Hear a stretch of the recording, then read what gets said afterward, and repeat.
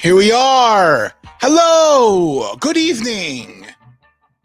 Day number 14 of the NHL Stanley Cup playoff reboot thing. And right off the bat, we're not wasting any time here with the broadcast tonight. We've already got action happening right now. And the Vancouver Canucks get a second goal on the St. Louis Blues. It's now 2-0 with 6:59 left in the second period. Man, that's a way to come on the air. That's a way to get right into it.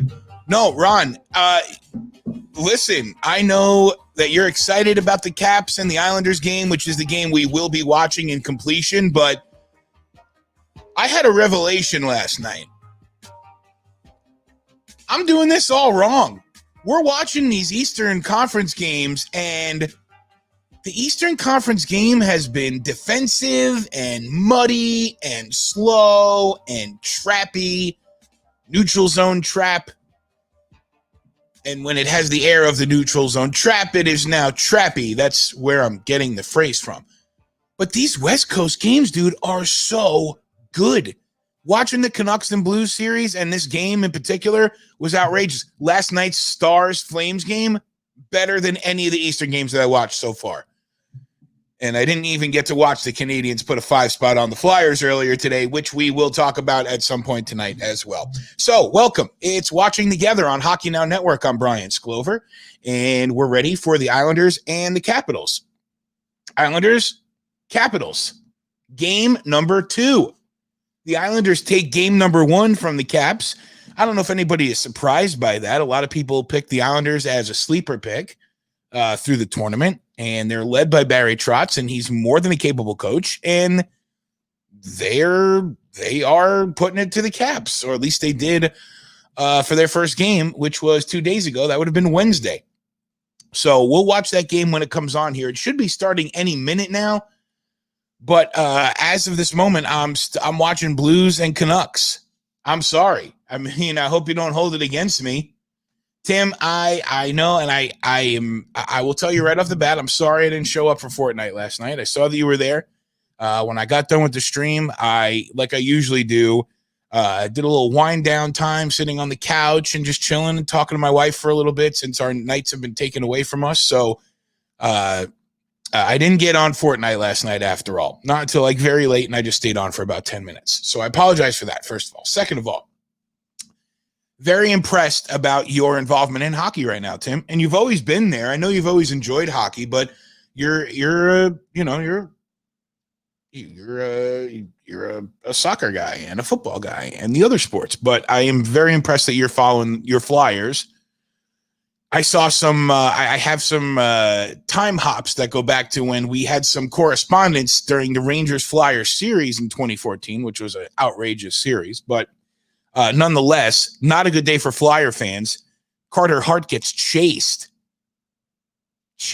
after the Habs put 5 on him. I think they chased him out after 4. I need to look at that.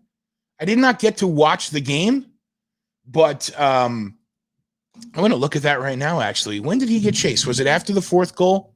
I know someone was watching it, I'm sure. Let's go to box score here. Team stats, recap for the Flyers. Carter Hart, so he led up 4 of the 5 goals. Wow. I was following the alerts. I was watching closely, but I did not get to watch anything. I think now, I didn't pick the Canadians, did I? No, I went with the Flyers in 5. And I think Sill's the only one that picked Montreal. Fair enough. Montreal guy there. He picked the Habs in 7, especially now after Sill. Hello, welcome. I'll get you guys the link here in just a little bit. I like to just get my bearings about me and figure out how I'm feeling tonight, and then we'll bring the guys up on to watch Caps and Islanders here whenever that game starts. If somebody can keep me on track with that. Actually, you know what I can do? What if I do this? I will put the Game Center up for that game, and then when it starts, we'll see that, and then I can We can go to that game once it starts. Let me get myself together here. Wonder if they'll wait for this period to roll over. Still waiting for that. So I think it should be around 8:10 or so. We'll take a look. We'll keep an eye on it. We're not just ditching this game. We're not ditching the Islanders Caps game. It's just that this game right here is very exciting. Very exciting. I've been texting with Walter all afternoon. I still haven't seen the Bo Horvat goal, but I am. Oh, what a save, Markstrom. Oh, my God. This is so much more exciting than the Eastern Conference games. I just wish they weren't so late. I would come on and stream the night games, the West Coast night games. Maybe I need to start doing that. Sill's baking the celebration cake. Well, Sill, let's talk about this, okay? I think Montreal now is very dangerous because they showed that they can play with the Flyers. Carter Hart is human and young. Let's not forget he's young.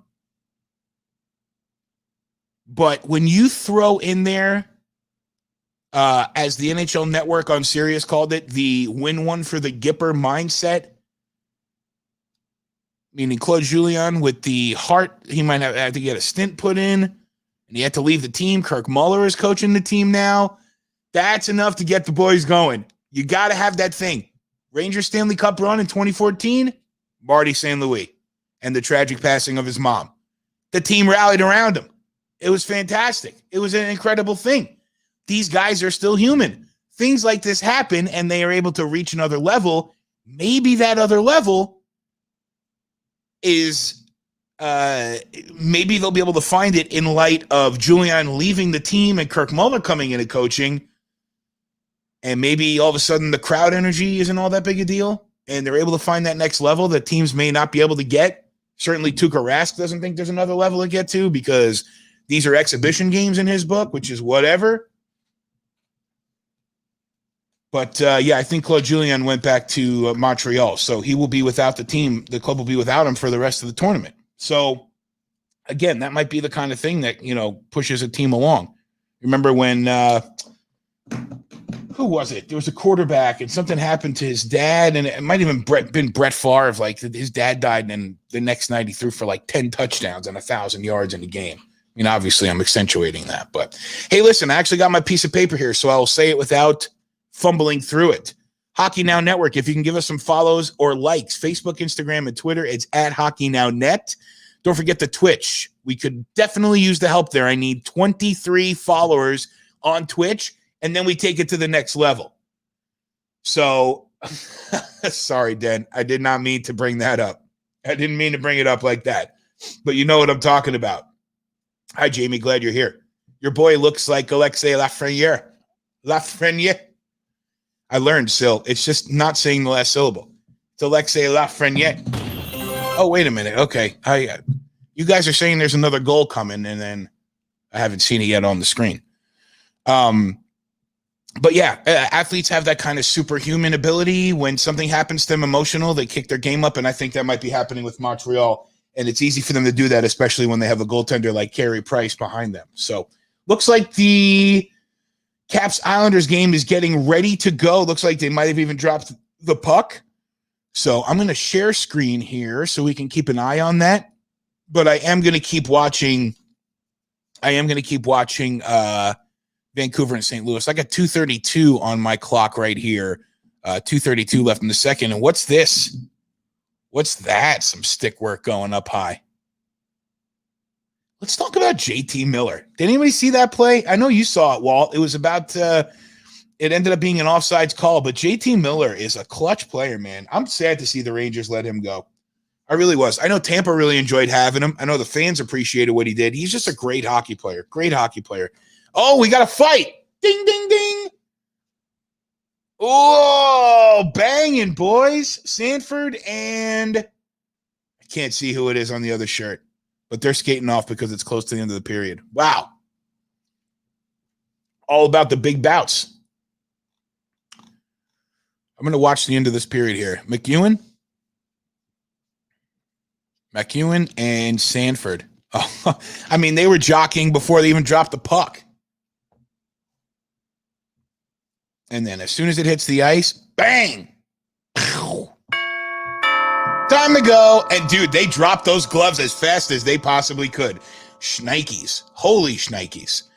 It looks like 1852 over here on the game center.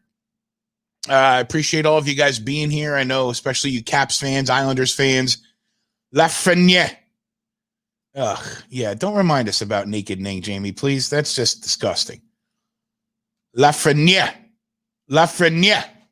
You just kind of have to Lafreniere. I'll get it. I better get it. I plan on watching a lot of hockey with that kid playing.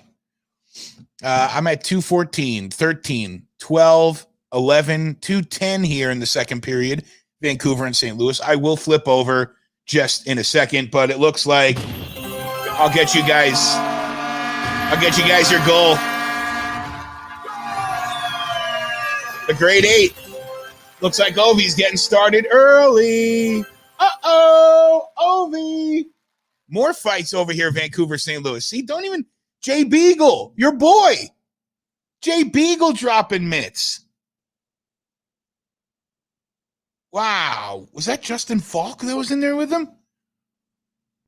Well, there was a kind of... Sutter got hit from behind, and then they just all kind of piled in there. Wow. What'd that Ovi goal look like? Ovechkin from Tom freaking Wilson. Ugh. Is NBC Sports on Vancouver, St. Louis? Because I'll just flip over to there. Maybe I'll just do that right now. I won't even waste any time. See what they're showing. Yeah, they are showing that, aren't they? It's weird they're showing it on both channels, though. Why are they not showing... Yeah, Darren's asking me what the deal is with that. Not sure why it's on both. But I'm streaming, and you should be watching.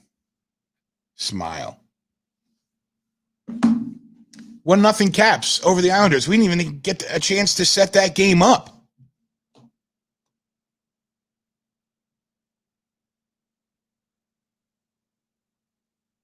I hope the Caps don't spend too much energy going after Anders Lee. I really don't. And I'm sorry. And I understand. I saw the coach. I saw Reardon say it that, like, it's a predatory hit. It was a late hit. It is the kind of hit you want to get out of the game. That's fine. But predatory gives the illusion that Anders Lee was stepping on the ice to bang Backstrom up. And I don't think he was. You got to be careful with the words you use. Predatory. It wasn't a predatory hit. Predatory is if you go out on the ice with a bounty on a man's head. You can't put a bounty on a man's head. Blues got the power play.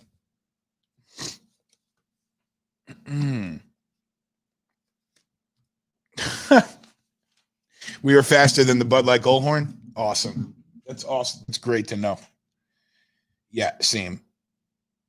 Oh, we got a Blues goal over here. Power play goal. 104 left. It's O'Reilly. Ryan O'Reilly. Where was he? Was that a far? Great play. What a shot. The patience that Ryan O'Reilly has. What a hockey player, man. What a hockey player.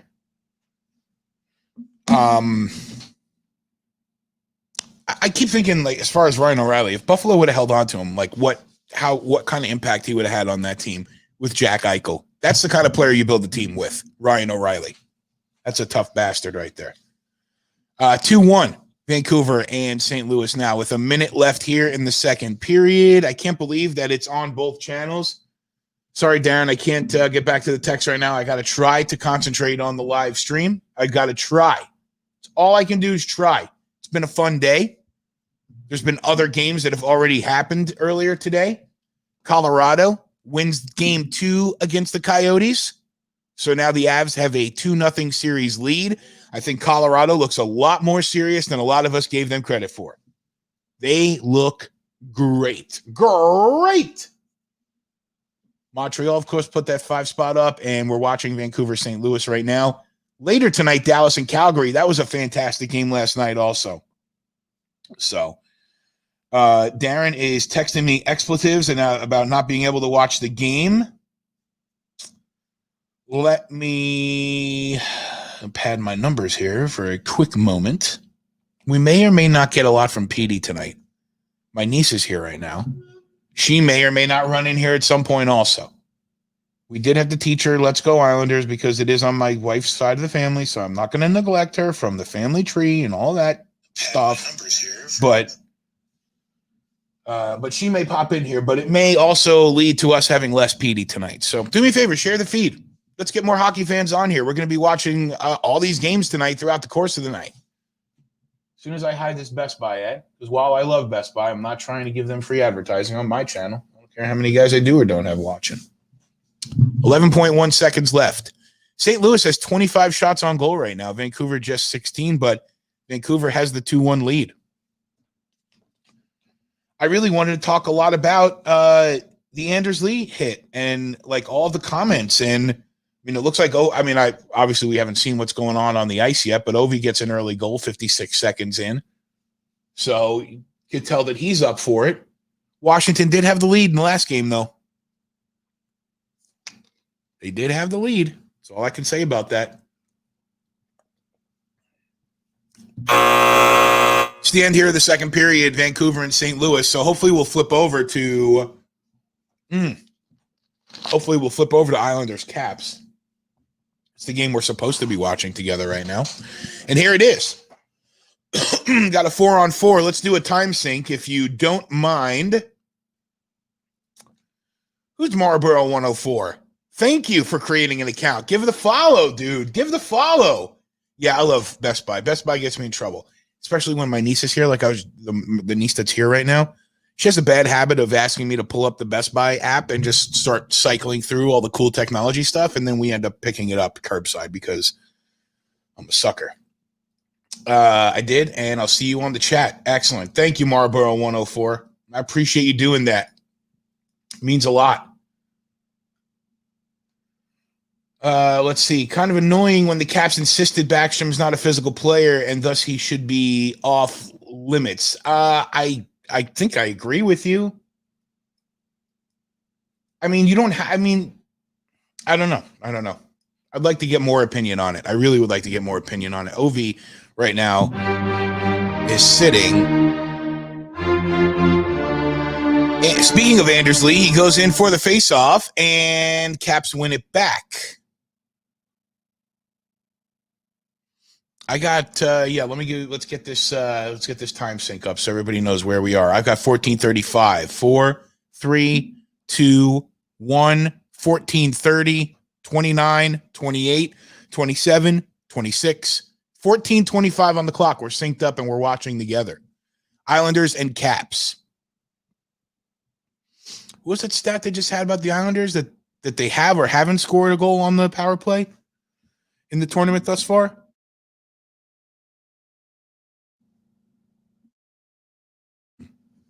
I'm going to make a conscious effort to not allow you guys to hear my Coca-Cola burps. I can't promise you won't hear that burp, but I will. There will be no burps coming from my mouth. Oh, yeah, Andrew. Hit that subscribe button and smash that like button and do that. 14-14, 13, 12, 11, 14-10 on the clock. And the Islanders have the puck. They're looking to move up. Taze has it, drops it to Beauvillier, who skates it across the red line and into the zone. Beauvillier sets up. He's met there. Josh Bailey comes up for support. But there are several Caps there waiting for him. And the Caps will come back the other way with the model citizen Tom Wilson. You know, that guy you compared that hit to? Come on, dude. Come on. Derek Brassard now has got the puck. Playoff player. Playoff player. Player. Where's Jeff? Who's Marlboro 104? Who is that? I don't know who that is. Someone who smokes Marlboros? Maybe? I don't know. Oh, hey, Pete. What's up, dude? Petey's here. Petey's actually here, though. He may not be interacting on the stream just yet, but he is here. Ooh, big shot from Brass, and it goes wide. Caps clear the zone. Islanders have just about 10 seconds left on the power play. 12:55 here. It's Hockey Now. We're watching together.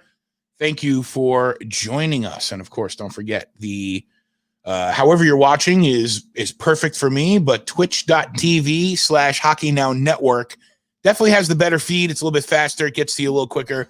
Is that the new dad, Lars Eller, back in the lineup?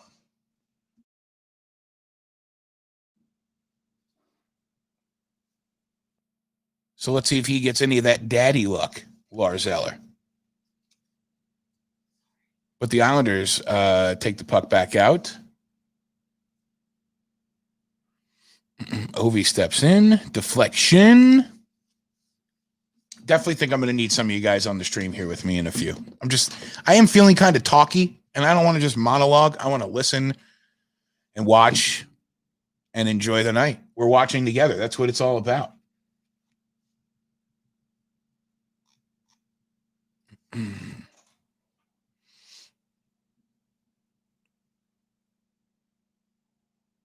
Caps moving the puck around there. We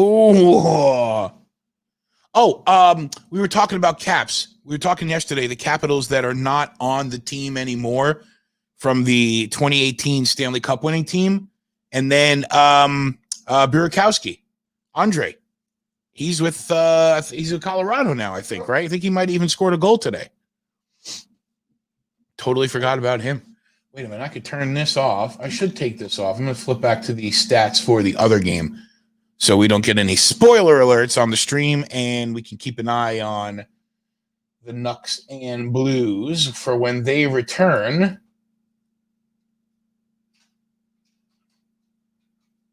All right. Sill's sending me a message here. Oh, nice. Thanks, Sill. Yeah, Burakowski and Grubauer, both former Caps. I'm going to send that there.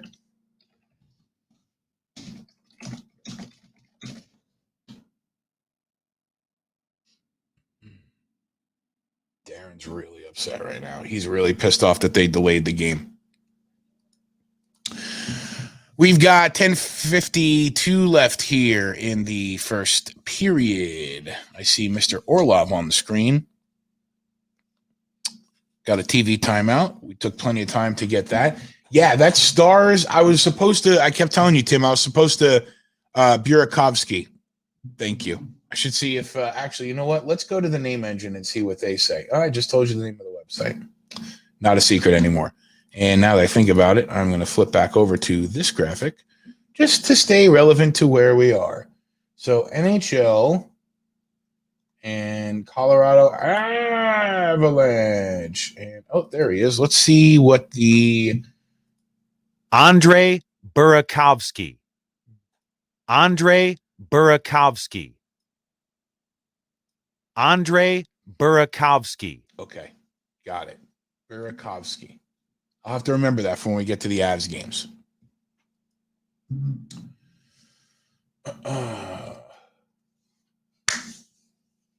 So I'll wait till Sil comes on. I'm going to wait till the guys come on because I didn't watch the Flyers and Habs game. I saw like the end of the second period, and then I was monitoring the third.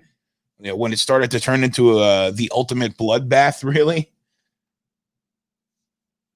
Look, Carter Hart's going to have that happen. It doesn't mean that he's a bad goalie. It doesn't even mean the Flyers have stepped back at all. It's just, the Habs are going to have that push with not having Claude Julien. And then the Carey Price, I mean, if he's putting up goose eggs, you're going to have a hard time winning. Habs just kind of outplayed them on both ends. That's that would make sense according to the score line for sure. Tim just fell asleep in the third. So Scotiabank Arena is back here on my TV. We're watching the Game 2 of the New York Islanders and Washington Capitals first round matchup. Throw your comments up there. Share. Wouldn't mind to have as many people here as we can tonight. We are just pretty much going to the nighttime streams because this is where the most people tend to hang out with us. So, and I'm going to start putting money rewards, cash reward out there for people who sign up for people who can sign up for the Twitch channel.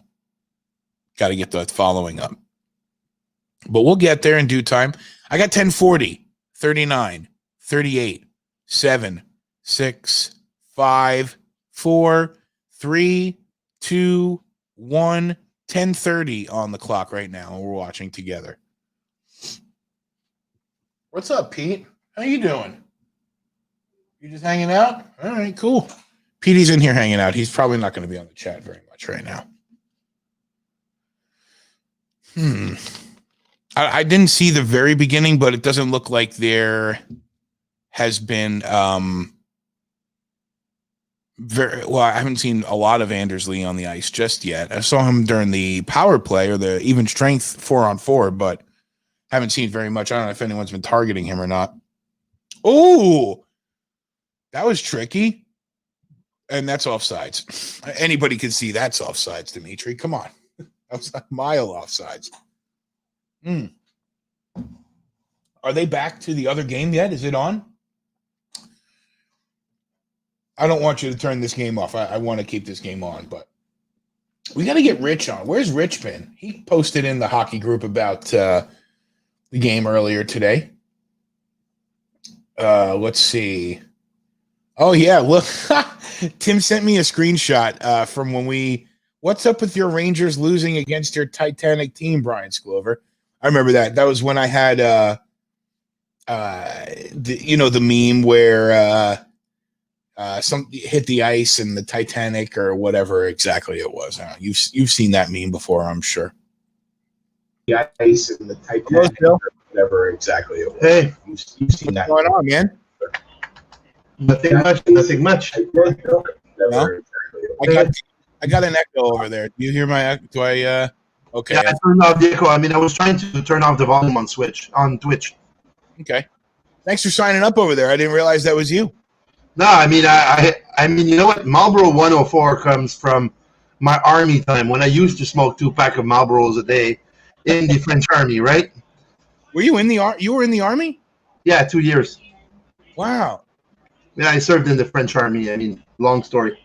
Yeah. Wow. You were born. You were born in France, right? Yeah. I'm French born. Got in Canada when I was 3 years old, maybe. Wow. Yeah, 3 years old, and then went back when I was 16. Finished my studies, served in the army, and that's it. Came back here. Wow. Met my girlfriend, and the rest is history. I mean. Yeah. How are you? Must be feeling really good today. Well, yeah. I mean, you know what? It's nice to see them play that way. Mm-hmm. It's nice actually to see them. I mean, at least you know what they're coming. They're coming with that rage to play that I haven't seen in them in a long time. Yeah. I mean, and I think that those kids. I mean, Kotkaniemi and Suzuki and all those guys are just pushing them upwards. Wait, you said Kotkaniemi and Suzuki, right? Exactly. Kotkaniemi. Also the other thing is finally having I mean another output. I mean nothing. I mean I love Claude Julien, right? I mean I hope he rests and everything. But having Kirk Muller that finally pulled out Domi out of his slump, and that finally put Fort Liners where they belong. And I mean the guy, if you analyze the game, I mean Claude Julien is 1 2 3 4 1 2 3 4 1 2 3 4. Yeah. I mean Muller went 1 2 3, and then the fourth line was out once in a while. I think the guys played maybe 6-7 minutes overall during the whole game. Wow. But I mean, that little changed a lot. Yeah. And I'm not sure if we're not seeing and I'm saying that, but I mean, I'm not sure if we're not seeing the end of Julien in Montreal. Now that his health is not going right, and the fact that if ever the team goes way further, sure, I'm not sure that he's going to come back. I mean, 100%. If the team's able to perform better, Julien's been in the league for a while. It's funny. I was thinking about this earlier that the three of them, Claude and Alain Vigneault and The other one that used to coach. Michel Therrien. Yes, Terrian. The three of them are like buddies, right? They're buddy, and they're all on the ice. They're both coaching between the two teams, but they definitely both of them have been around for such a long time. And has Kirk Muller ever head coached before? Yeah, in Carolina, actually. Ah, okay. He was the head coach for Carolina. Yeah. Forgot about that. But you know what? In Montreal, the problem is that even if we want Muller, problem is that always the same thing. I mean, that French-speaking coach. Wow, what a steal! Or you got the Islanders Caps game on still? Yep. I'm at 8:15, 14, 13, 12. I'm at 8:20. Okay. Coming up on 8 minutes here. I got Walt in this virtual studio. I'll bring him on here in the next whistle of this game. And then I'll have to sync up for I think I'm probably still. Can you get the Canucks Blues game where you are?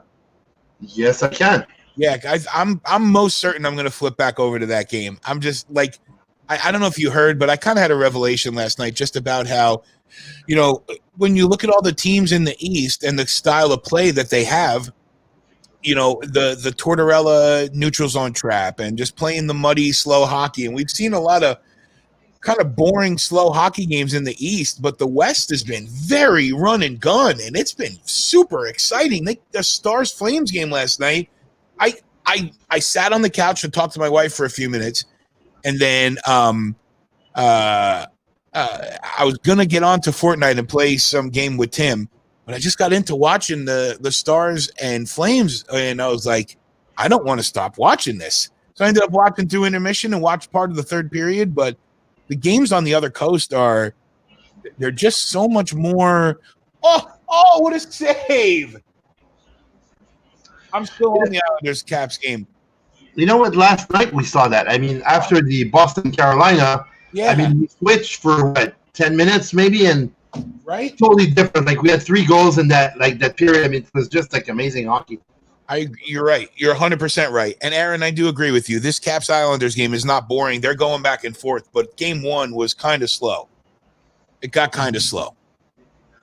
All right, we got a whistle here. 6:27. I still didn't see the Bo Horvat goal, Walt. Oh my God! What a highlight goal! I was gonna wait around Schwartz, around Shen, and beat Yeah. Bennington almost like the goal the other night. I wanted to watch it with you on the line so you could get my my pure reaction to it. Yeah. So No, it was amazing. we'll watch it in a minute. Even Aaron just said it. That goal was nasty. It was. Hey, so where's the cake with the candles? Big celebration tonight. You know what? It's only one game. I mean, Wow, still 5-0. Oh, I would not have guessed that. Not in a million years. Me neither. 5-0. No. can you imagine? I was working, and I mean, I'm in front of my computer, and I can't watch the game because my boss is kind of in my face, like with, we're in kind of a meeting, right? So I have my phone down, and I'm looking at like Game Center, and then I see 30 seconds in the game, 1-0. I go, okay, and then 2 minutes later, 2-0. I'm there going like, okay, what is going on? So I ended up turning on the TV, and it was like, wow. Yeah. Well, you thought it was April 1st. That's the point. Where's the joke? You're pulling a joke on me. Yeah. I just posted on there. I don't know if you guys saw that in the comments. So Kelly Rudy was just on the intermission, and he reported that Goal Magazine reported, Bennington, both his gloves, he changed them from Lefebvre last game to CCM's this game. So kind of an interesting thing on a goalie. I don't know how much you guys know. Ron would be able to comment on this if he was here. Yes. But a goalie to make a switch of gear, especially during a playoff game, that's amazing. Yeah. So that says something. There's the first little scrum I see. Anders Lee got a punch in the face. And the puck's dropping now in the Brendan Dillon in the West game here now. Yeah. I gotta admit, and real quick, Aaron mentioned that this Islanders Caps game is not boring. It's not boring. I'll give you that. This game is not boring, but a majority of the Eastern games compared to the Western ones, like the West has been so exciting. I was watching that Calgary game last night, and you thought, okay, Calgary's got it sewn up here, maybe. Oh, and then Dallas scores. I was like, wow. Dallas is. We've been waiting for Dallas to explode a bit. kind of waiting for them. Yeah, they just put it together. The talent they have there, Jamie Benn is so big, and Tyler, Perry's a finisher, man. When the cards are down, that guy comes to bat. Like he scored last night, and his reaction, you would have thought that it was a packed house in Dallas when the Pantera song was going, and the whole place. He was fired up. I mean, he knows what's at stake. He wants to win a Stanley Cup. That's why he went to Dallas. Yeah. And everyone, I mean, I remember for him and Pavelski both went in the same offseason, if I'm not mistaken, last year. Yeah. And it was kind of like, are they taking a chance on these two guys? Do these guys still have it? Do they want to, are they, good to slot in? Yes, they are. They got experience, and they're thirsty for it, man. Between all those chances for Pavelski to come so close with the Sharks. And then the same for Corey Perry and the chances that he had with Anaheim. Yeah. They had some good teams there too. Oh, he killed. You don't know how many times he killed the Canucks. Yeah. Markstrom just got run down here. Did he? Yeah. We got 18. I'm not sure if there's a call here or not. I'm going to keep it on Caps Islanders till the end of this period, and then I'm going to flip it over and ride through the end with that other game, I think. Yeah, I was quizzing you early, Brian. So all these face-off wins, the Canucks, I don't know what the stats are exactly, but I know they're quite high. Face-off wins for the Canucks this year are serious. And I think I asked you already. There's one guy responsible for that. It's not a player. It's a coach. And it's a guy by the name of Manny Malhotra. Malhotra, yep. Yeah. When he came back to Vancouver for coaching, and purely to win faceoffs. Sure. Yeah, and you see Sutter, Horvat, JT Miller, all these guys, and that's why they're having so much success that way. Yeah. It's I wonder if that was a good glove from Holtby there. 5:17 left in the first period over here. I wonder at what point face-offs become like really a point of stress for a professional player, because the kids, when you look at the youth hockey and everything, the kids just want you to drop the puck. Just drop it so we can start skating and playing again. We start playing, yeah. They really don't have any kind of serious part of it. Yeah, awareness that you might be late in the game and you're going to need to go out there and win a face-off to win the game. And I wonder when that starts to materialize or sink in. Yeah. Does Sam play center or wing? He knows how to play center, and he does play. He plays both. I mean, he plays wing and center. Do they put a lot of stress on him to like face-off technique and things like that? Yeah, definitely. Yeah. And the advantage he has, he's a big kid, right? So he understood that basically you just need to lean forward and pull. I mean, and basically it works like 8 out of 10 times. I mean, when he needs to take an actual face-off. Sure. Lean forward and pull. Yeah. Shen just knocked Tyler Myers into the boards here, and he's down. Yeah. The Cap Islanders is getting kind of sloppy here. Just a lot of chatter, a lot of yelling. Tommy Wilson. What else is new? Looks like a high stick there. It was definitely, it was kind of a roughing, and a hit up top. But you know what? A guy like Tom Wilson, if he would stop goofing around like that and play hockey, he's a marvelous hockey player. I think we talked about him before. Yeah. Brad Marchand, you like him or not, but when he doesn't actually goof around, he's an excellent hockey player as well. I guess those guys, they have sorry about the term, but brain farts. Yeah. More than anything. But man, they're quality hockey players. Right. Yeah. Absolutely. Look, Marchand, the same thing. Same thing. Take away all the goonery, the licking the face, and all that stuff, and you have an awesome hockey player. Yeah, you really do. And the proof is in that he gets called on by his country to go and play with the national team. Right. Sean Avery was the same. Sean Avery was an excellent hockey player. Yep. Definitely. Islanders on the power play here, coming up on 4 minutes in the first period. Caps and Islanders, that is game number 2. Islanders win game 1 4-2, and they own a 1-0 series lead. Pulak's got it, moving it up. Like Tim said, though, I think they're going to go after Anders Lee throughout the game, but they should just do it and get it out of the way so that they don't take penalties. Because until if Tom Wilson wants to drop the gloves one more time with Anders Lee, then he needs to do it and get it over with so he doesn't keep running around the ice. And I mean, he got an elbowing call there, and he skated into the player with his hands up and his stick up in the air and with the elbow up, and they're going to call that, Brian, how do you think Todd Bertuzzi feels? Oh, yeah, for real. That's an exact example. If a guy's not willing to drop the gloves and deal with the business, and that's what happened to Moore, and it just sucked all around. Yeah, absolutely. Absolutely. Yeah. And you got to answer to, if you're going to diss out the shit, you got to answer to the bell, Yep. And again, I don't, the hit was, I mean, it was late and it rattled the cage. If it didn't rattle the cage, then maybe it's not as big of an uproar, but I just have a problem with using the word predatory. Predatory leads me to believe that Anders Lee stepped off the bench with the intention of running down Nicholas Backstrom. And I didn't see that. I didn't see that either. No. So, but yeah, I mean, like Aaron was saying, Tom Wilson, 20-goal scorer. He can score goals. And look, if a coach is going to trust you to be out on the ice with Alexander Ovechkin, you definitely have something going for you. Yeah. So, why he goes off the deep end sometimes is really kind of beyond me. I know what, if he's not on the penalty bench that much, maybe he's a 25 goal scorer. I mean, the time that he spent sitting, he can score goals. I mean, so yeah. Yep, definitely. 100%.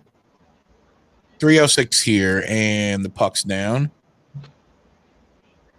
Barzal, what a hockey player as well. Wow. Oh, he's great, yeah.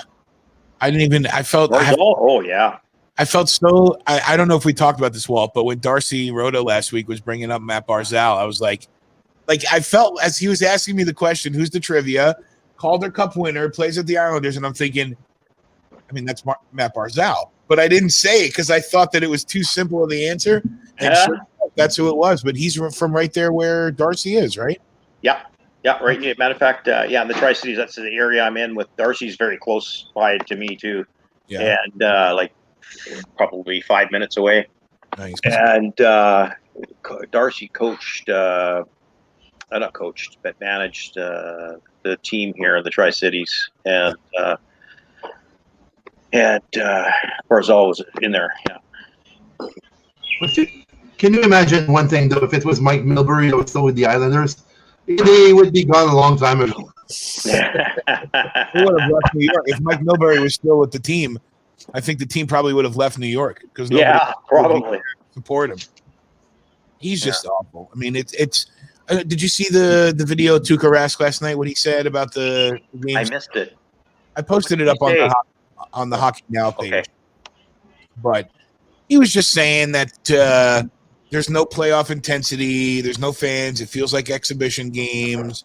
You don't have the away music or the home music pumping you up, and you don't have the away fans getting under your skin and all this other stuff. And I get it, but it doesn't really look like it's. I don't know. Corey Perry didn't look like there was no adrenaline last night when he scored. Yeah, he was pretty fired up. What I'm watching here right now on the Canuck game is I see intensity. Yeah, definitely. And this Islanders Caps game has been really good too. You guys were saying, 18 and a half minutes here. So we're at 15 on the other game. Oh, and the Canucks are on a power play right now. Brassard, what do you think of Brassard as a player? You know much about? Have you seen that play? I've seen him. I haven't watched him enough. And again, that comes down to that thing where you got to be able to watch the East or the West. And he's a great playoff hockey player. I mean, just very, very typical Quebecois, French Canadian player. The style that they tend to all have, and he plays hard, plays tough, always shows up. Tom Wilson's throwing the body around again. I mean, he's doing his job without a doubt. That's the way he plays, yeah.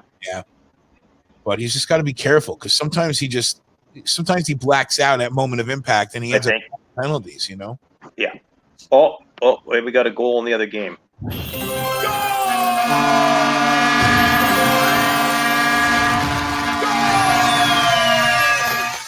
Some young guy named Pedersen. Pedersen. I feel like I've heard of him before. Yeah. Number 40. So you back up there?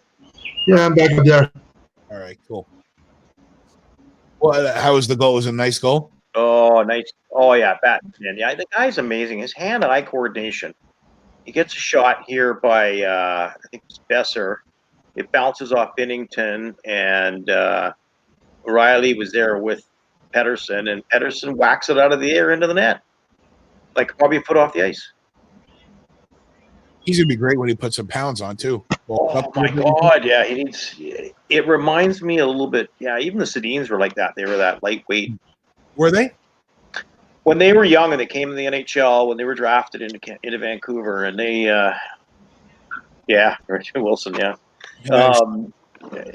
You could see the baby faces and all that. And as about 5 years in, you could really see the change. Yeah. Happening. The magic. And that's what you see these young guys like this guy like Pedersen, and again Quinn Hughes. I can't go on about him enough. But. Yeah, that's the other thing is where I feel like I'm missing out on watching so many quality hockey players by not watching these West Coast games. Yeah, we're actually pretty lucky in the West. They broadcast a lot of Eastern games, but naturally more West. But if you're a hockey fanatic, you get the NHL network. Peugeot and Kuznetsov look like they're ready to drop the gloves. That's an interesting pair to tango. Peugeot, what a hockey player! I mean, you know what? I think the guy is gonna actually be reborn in New York. I mean, being in Ottawa. I mean, man, the place for a career to die is in Ottawa. Exactly. I mean, you know what? Is actually the problem is not only it's right there. Oh. Hope he couldn't find it, and it was sitting right at the foot of his pads. It was right there. He couldn't find it. Sorry, so. I just saw the same thing. I mean, wow. 5 seconds left here. Yeah, the puck was just sitting right there. Is this the replay here? Yeah, it was right there, and Hope he couldn't See, now the kind of fan that I am. And not rooting for the Islanders or the Caps either way. I just want to see a good game. Yeah. / let's go Islanders for my wife. Yeah. I want to see Anders Lee score a goal so bad. Yeah. Nothing would make me happier than to see him get one. But it looks like this first period is set to expire. It's the end of the first. Washington Capitals a 1-0 lead over the New York Islanders here in Game 2 of their series. We're going to get a live look at Vancouver from NBC, but I ain't waiting that long. I need to see it right now. I want to see it right now. They're on a commercial break right now. Yeah. Are they? All right. Actually, are you? Oh, yeah. I think I'm actually going to. What is it? 3? It's 3-1. Yeah, I'm going to take a break for a couple minutes. Okay. But we'll come. When we'll come back before the intermission is up. I'll be monitoring this game, but I need to. You need a break. I got to do. You got to water the horse. Yeah. I got to do that, and I got to. We have our niece here, so I got to go out there and hang out with her for a couple minutes and make sure everything's good. I don't want to overwhelm my wife. We're doing, Okay, guys, I'll be around. Kid training for us, so I'll leave you guys in the virtual studio because I'll probably be back sooner than later here. Okay. Okay, cool. All right, well, and so I'll talk to you guys in just a few minutes. But in the meantime, we've got a 1-0 lead for the Washington Capitals over the Islanders here after the first period. Hockey Now Network, we're watching together. Facebook, Instagram, and Twitter at Hockey Now Net.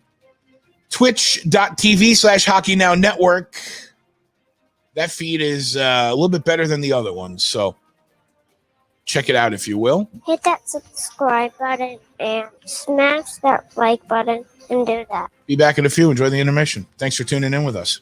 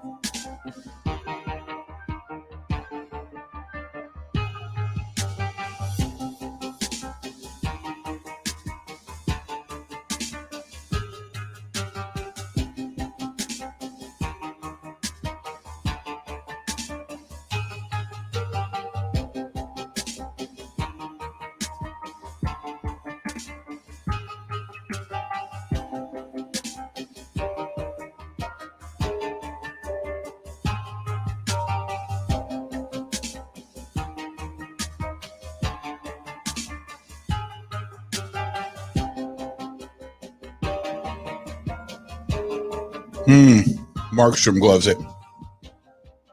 5:14 left here in the third period. Vancouver and St. Louis, they'll go to a TV timeout. We're waiting for the Caps and Islanders to come back. Thanks for joining us, watching together. It's Hockey Now Network. Ron should be here momentarily. I'm going to let Ron watch I'm sure he'll be watching the Islanders Caps game. But still, I don't know about you. I'm going to stay on the Canucks Blues game. It's just too good right now. Yeah, for sure. I mean, I'm going through both. I mean, I'm streaming a little of one and streaming a little of the other, and yeah. I need to add another screen so that I can watch more than one team. What's up, guys? What's up, Ron? Hey.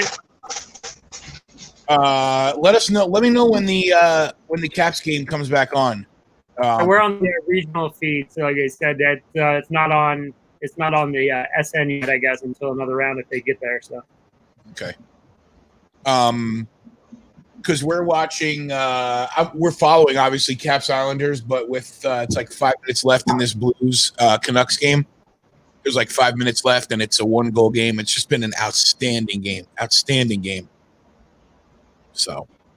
Yeah, I know the Caps Islanders have been really good. Holtby made 2 or 3 good saves. Caps took a couple dumb penalties. You know, like the too many men. I don't know if you saw them, but the Caps have the only 2 penalties, and the too many men panic jumped over, and then it's kind of weird because, like I said, if the puck wasn't there, I don't think they called it, but he jumped right back off the ice, and it was kind of just weird, and they called it like right away. I mean, he didn't even leave the bench, and I was like, I didn't see it.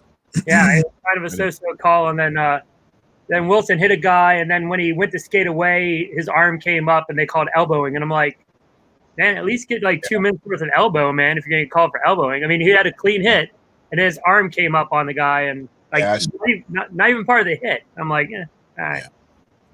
Yeah. So he was definitely running around. I think I saw Aaron post that he had 8 hits through 20 minutes. Yeah, we only had 6 shots, but I mean, we're on the PK a little bit, so yeah, it's all right. So You got a 1-0 lead, and that's what matters, right?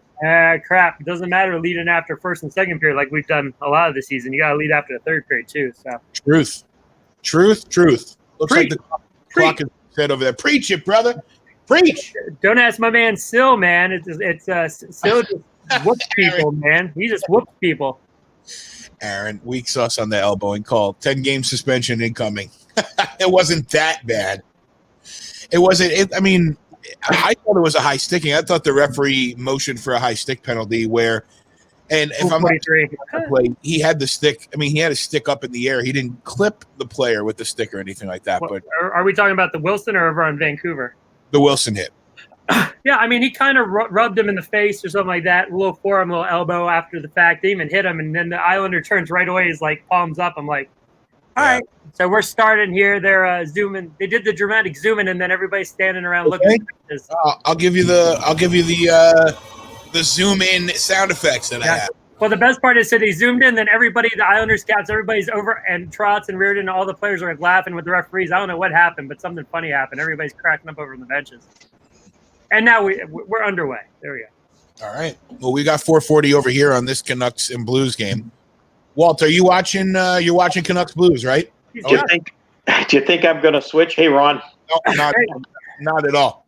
Do you want to sync up so that we know? Are you watching it right now too? I am. I got 4:24, 23, 22, 21, 4:20. I'm like a minute ahead of you, so I'll just pause it. You sure? Oh yeah, I'm cool. at 3:30. I'm at 3:38. Because Brian, we're watching together. Yeah, we are watching together. Period. I'm still baffled that. I mean, not baffled, but I'm excited that you guys are willing to do the work to sync up because that's part of the whole thing is being able to. It's not really hard. Like once you are synced up, you should be good. Yeah. Right. Yeah. We're all watching the same feed pretty much, but. As long as you have somebody else in your house like yelling and screaming, that's fine. Yeah, my wife's just sitting here itching right now. She's like, "Why are you pausing the game?" I was watching it, honey.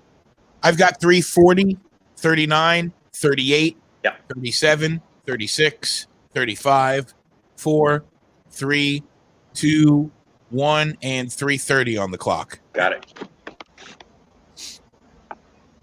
Yeah, Ron, it's been exciting, hasn't it? You got OV opening up the scoring there tonight. Yeah, boys got to pour it on. They played really well the first 4 or so minutes, and then they got in a little penalty trouble there, so kind of broke the momentum there a little bit. So, do you think they need to just do whatever they need to do with Anders Lee and just move past it, or do you think they already have done that? I think they're going to beat them every chance they get. I mean, they've gotten them a few times tonight. So sorry. They definitely have. They've definitely and clean. It's like nobody's kind of going out of their way, but they're he knows they're there. So I'd agree with that. I think it looked like heads up. That's right. There's no fans in the stands. I was like, hey, have you guys noticed in the viewing of the game, especially when it's clean ice, and you know those lights they got up in the upper bleacher kind of area? Yep. And how it reflects on the ice. When it's clean ice and it reflects, and it's hard. It kind of screws up your. I don't know. To me, it is during the play.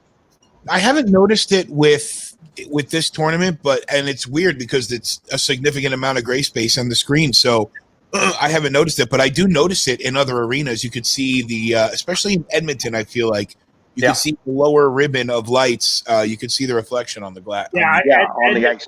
Edmonds or rink, you see it for the first 5 or 6 minutes of the period. I feel like you see that's exactly it, Ron. Around the ring. Yeah. Now I very distracting. In Toronto, I mean, there's 18:08 left here, icing on the Caps, and I don't really see it. I mean, I'll take a look for it though. I'm really looking for it. It's pretty funny. So, I'll tell you what. That last St. Louis goal. Oh, I'll shut up here. That last St. Louis goal. Did you guys see the replay where Edler got the high stick? That's why he coughed up the puck. I didn't see. Okay, they showed it here, and as he was turning with the puck, he took a high stick and no call, and that I was like, well, that's unlike him to cough up like that in his own zone, and that's what it was. Was it? He took a high stick. Yeah. Hi, Mel. Thanks for jumping in. We got Olivia. Elise is turning Olivia into a little Islanders fan, so awesome. You can be proud about that. Ooh, tough shot. Wow. Mark. Oh my God. Wow. Bieksa was on in the intermission and was talking about that other goal that New York got, or not New York, St. Louis got early on, but how they're trained to kind of move aside like that a little bit, just lean and give the you're blocking the far side the defenseman. Captain And giving the goalie that view, just a little lean towards the far side. Yeah. So St. Louis pulled the goalie, by the way. Yeah. 2 minutes, 6 seconds left here, and they're going to look for a goal. Oh, that was kind of weak. Sezikis' Dowd stick ran up Sezikis' stick, and it kind of caught the guy on the neck, and they called high stick. Did they call it? Yeah, both sticks came up, and Dowd rode off the Islanders' stick and caught the guy like on the side of the neck. Aaron says it's weak sauce, so I trust if Aaron's tripping, it must be kind of weak.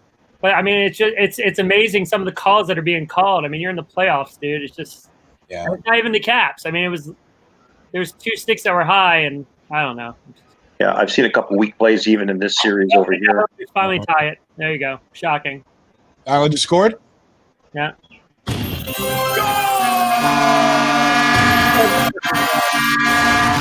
Got to get that Islanders goal in there.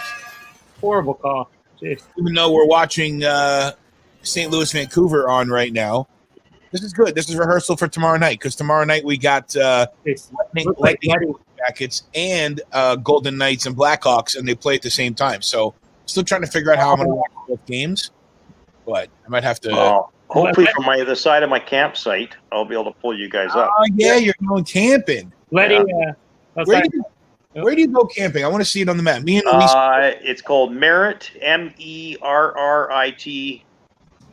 BC, and it's a lake outside Merritt, and I see that. It's called Nicola Lake, Nicola, Nicola Lake. Nicola Lake. Is this it up here? Is this that lake up here? Let's see. Oh, there it is. Yeah, right by Monk Provincial. But that's the campground, Monk Campground. That's exactly where we're going to be. Site number 43, right on the water. Wow. I want to go. Yeah, my buddy's already there, and he phoned me from the fireside last night, watching Shooting Stars and all that. And you drive up there? Yeah, it'll take us about 3 hours to get there. So we'll get up early in the morning, go up there, have coffee with him in the morning, and then got a kayak and a paddle board, and it's a beautiful area. No, hey Aaron, it went off Siegenthaler's stick. They showed one from behind Letty. Letty took the shot. It looked like it was going to kind of head towards the post, and it went off Siegenthaler's stick and went in the bottom corner. So. Yeah, so it just got screened. No, the last minute 13. Yeah, I'm watching this. Hit the outside of the net there.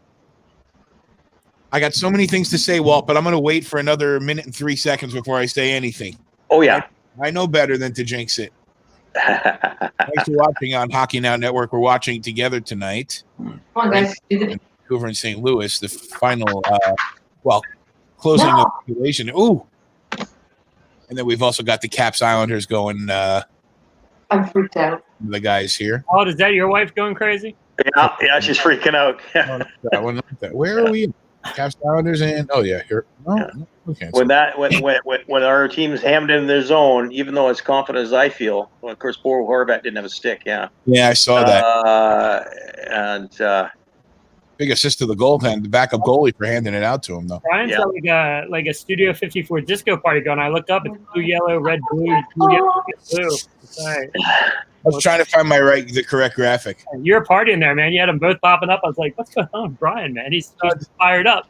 I'm actually because I got my speaker stands here tonight, so I put those up, and I have a strip of LED lights that I'm going to run underneath the deck, so I can get some more of that disco effect in here and get the color. That'd be nice, dude. I'll send you a ball so it spins off you. Yes, please. Not a ping pong ball, but a disco ball. Sorry. Oh, ping pong ball. What? Oh! Get it out! Ryan O'Reilly, what a hockey player, huh? That guy. Ryan, he's a horse. The Blues score! Deflected on the way in. Was it 3-3? 3-3. 6.4 seconds up, but there 6.4. They're going to look at it though. They're going to look at it. Yeah, You have they to might be. They might be looking for some interference there. Horrible pass. Maybe. You have to put a ticker up for Walt's wife there. Oh no, they were looking for the high stick. Yeah, because it was Perron's stick was. It didn't look like it was very high, but No, I think it's a goal. let's see it again. Yeah. You know what? But I mean, Save. isn't there like a limit of distance where actually going to consider that the stick was too high? I mean, if he's next to the net, I would understand. But then again, look at it. He's maybe like 15 feet away. Yeah, I get you. So, 2-1 New York.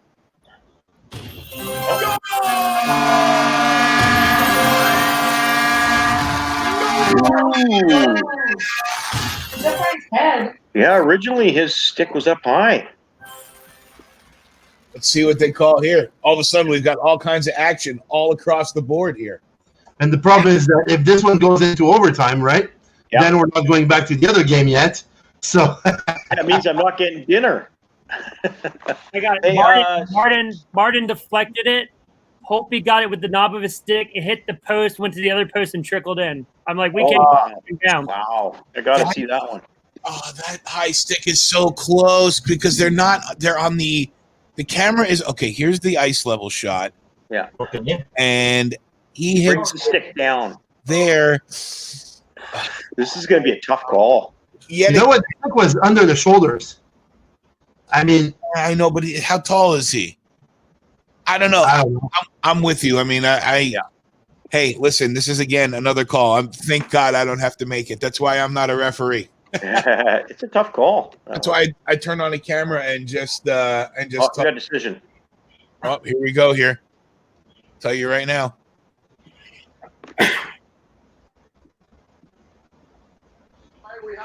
Good goal. Good goal. The Blues, and we're destined for overtime in Edmonton. Wow. Unless Tanev comes out and scores a quick one. Yeah. There's what, 5 seconds left. 6.4 left. He's got to beat the record. Yeah. 6.4. And I got our buddy Darren, who is the Islanders fan. He is he's frustrated because I guess NBC Sports Network still has the has this game on there. So Oh, geez. now we're going to overtime. Islanders just hit the post. Again? Oh, my God. Well, let's flip over. I mean, we can't be sitting here waiting. There's hockey on, then we're going to be watching it. Just sync me up so you're not ahead of me. Yeah. Oh, NBC Sports Network does have the Blues Canucks game on. They're probably going to carry the overtime too. So I'm sure they'll carry the overtime, but I'm sure they'll pop over for this during the intermission. I mean, it makes sense, right? I hope. Yeah. There's a picture of Rogers Place now, but it's not on NHL Network either right now. Who would have it? Oh, there it is. All right, we're back on now. 13:54, 53. I'm 26, 25, 24. All right, so you're ahead of me. And I'll be calm. All right. I got to see if I can find it. Aaron, don't say You know what? I'm shooting it from MSG Plus. What's the MSG Plus? MSG Plus.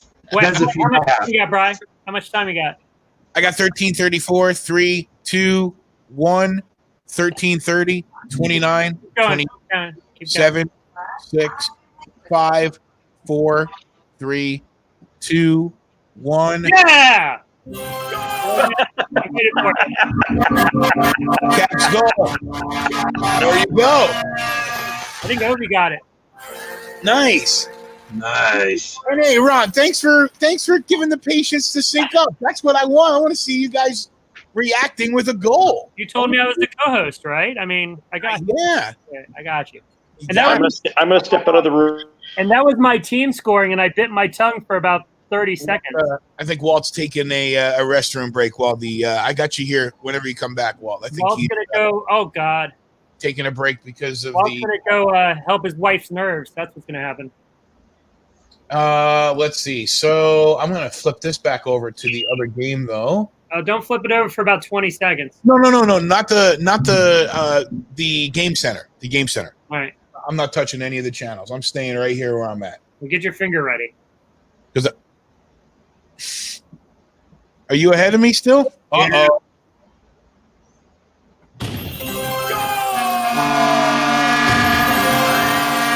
Brock Nelson. Oh Oh my God! The Islanders will not die. What is going on? Nice pass by Carlson. Freaking throws it right off the guy, right to him. Yeah, let's see. That's. Oh yeah, that was bad. Great shot. Holtby was that man? He wasn't out too far. He just needed to make the save. Who was that? Vrana that the puck got stripped from? No, I think Verona or Carlson. Hold on one second. Do you hear that? Do you hear that, Ron? What? Oh, my niece. She just ran back out of the room. She ran in the room and yelled out, "Let's go Islanders." That's good for her, man. Yeah, you're right, Tim. Fair enough. Saying the East games are boring, and here we are. We got a barn burner. 15 seconds between Washington's second goal and the Islanders' third goal. Wow. Oh, we got – is that Hathaway? Yeah. Who's he going after? He's got his gloves off. Matt Martin, of course. And that's where Matt Martin and that the fourth line of the Islanders is going to be super effective in this playoffs because they're going to start to, boil the blood if they can, and they're not going to fight. They know better. Islanders got 5 lines tonight, man. They got 3 other guys, so they're going on their power play. So all right. Are they really?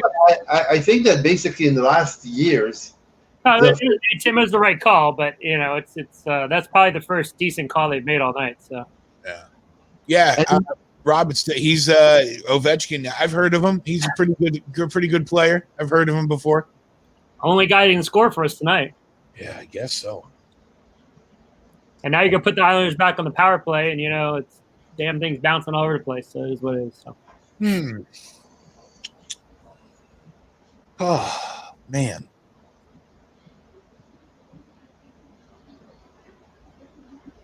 Man, I feel like I'm catching up on all the hockey I missed since March the 14th. You are. It's like Groundhog Day.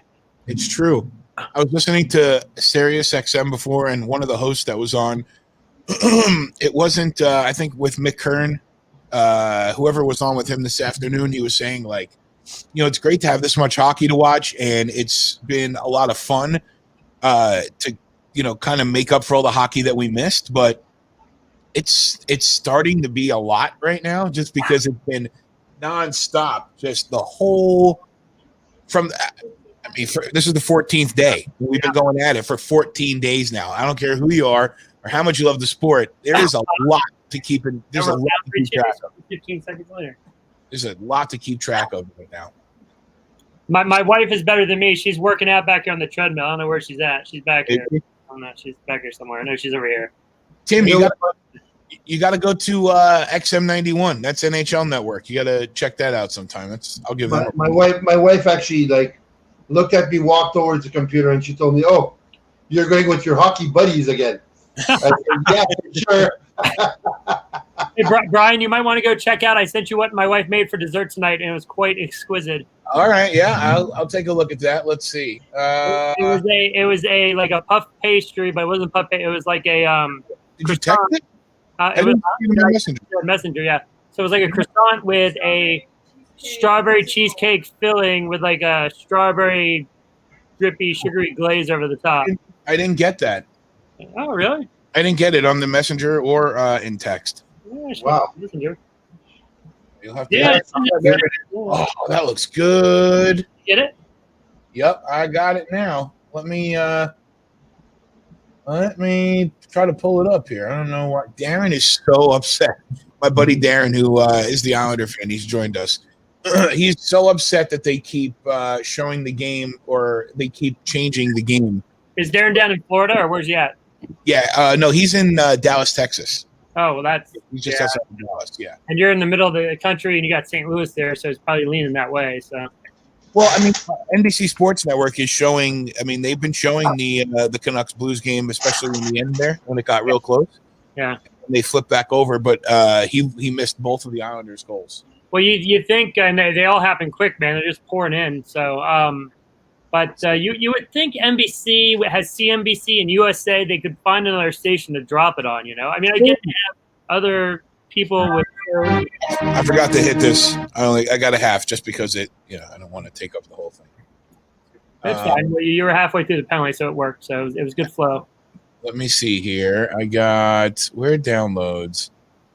Come on, buddy. Strawberry one. Flat. Oh my god. And yeah, look at that. Yum. It's sideways. Sorry. And then the next picture's cut into it. Sorry. I didn't save the other one. I didn't. The other one's got the shows you the cream cheese filling and all that. The other one's where you brag that you took a bite of it because you got your fork there in the shot and the whole yeah. nine. but it's awfully good. It was quite the delicatessen tonight. So I'll bet. And then we went back to the taco quesadilla with the refried beans in it, and yeah, that was pretty spot on too. So Hagelin just had a breakaway. You should be caught up to that, and looks like he got a piece of his stick when he went to take the shot, so he didn't get a real clean shot off. So.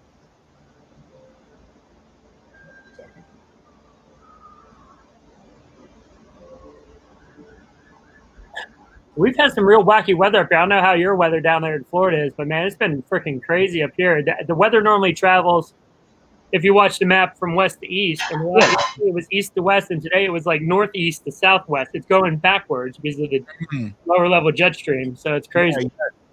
Yeah, it hasn't been too bad here today. We got some. The clouds are building. It was mostly north of Orlando. Any of the rain that was coming, but. I just feel like we're backwards though. Like you look up, all the clouds are going the other direction. And it's like the last days, it's just weird. I'm like, yeah. I got 10, 36, 35, 34, 3, 2, 1, and 10:30 on the clock. We're synced up and we're watching together. Oh, there you go. Thanks, Aaron. Oh, what did Aaron? Did it?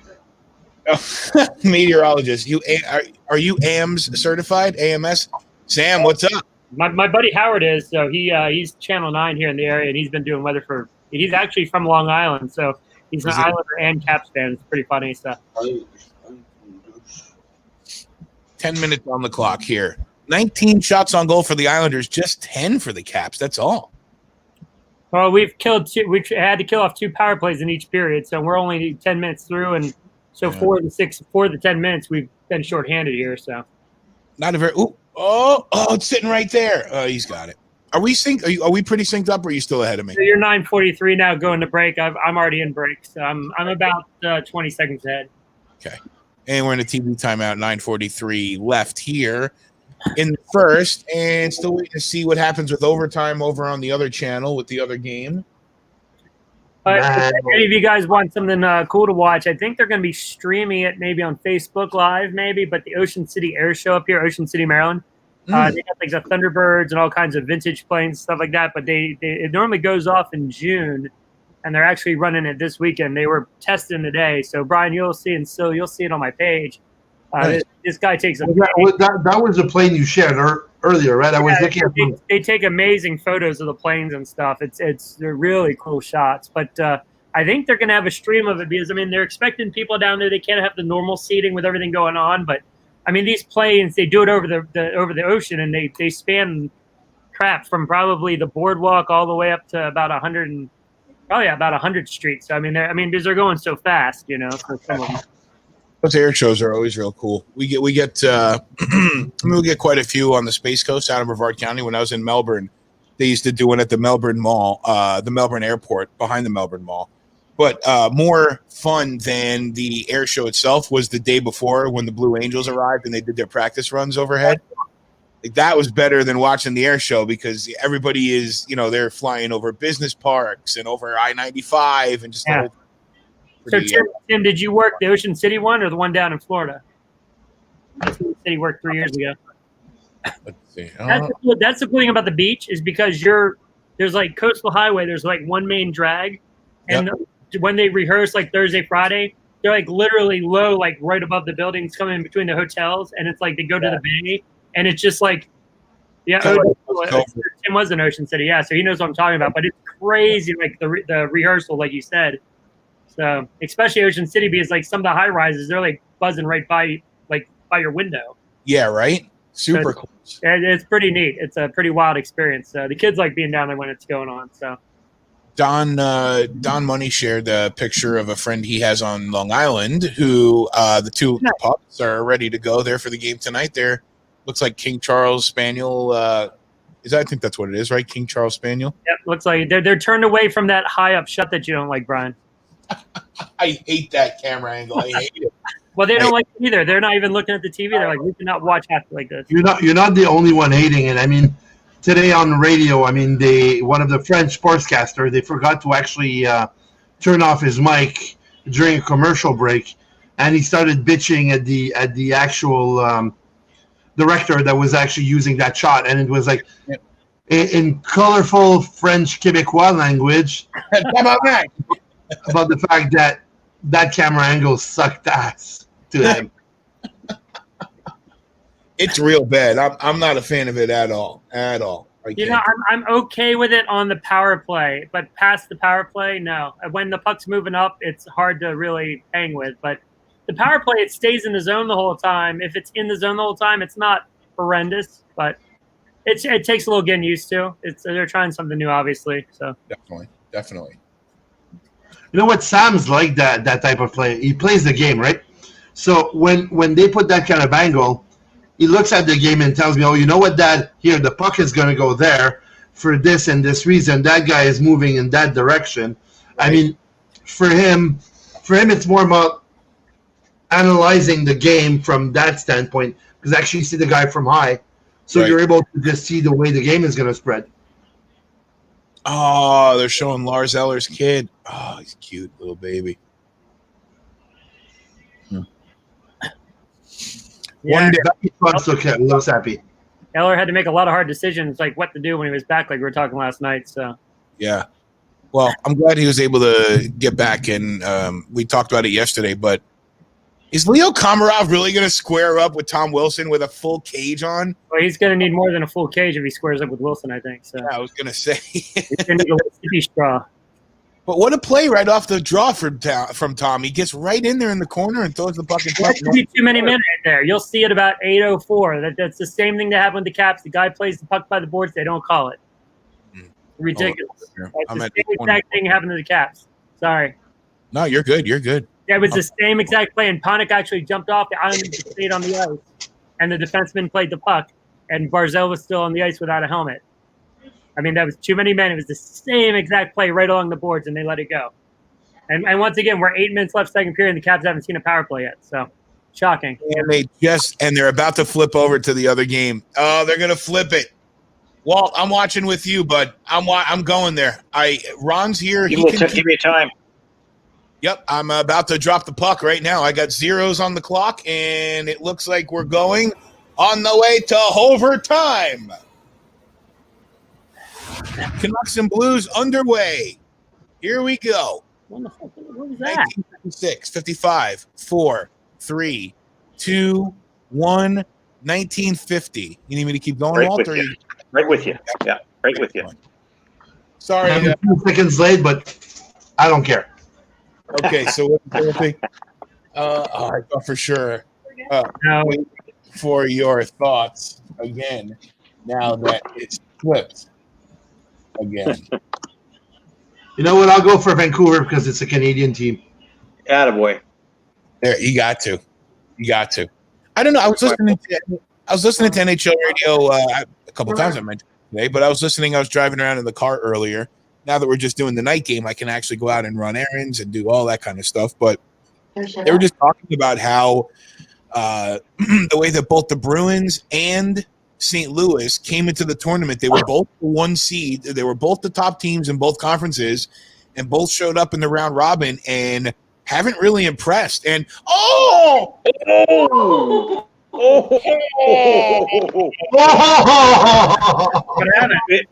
Bennington did not know where that puck was at all. He had no idea, and it was just kind of sitting there in the slot, Ron. Oh, my God. He was lucky on that one. Wow. Oh, wowee.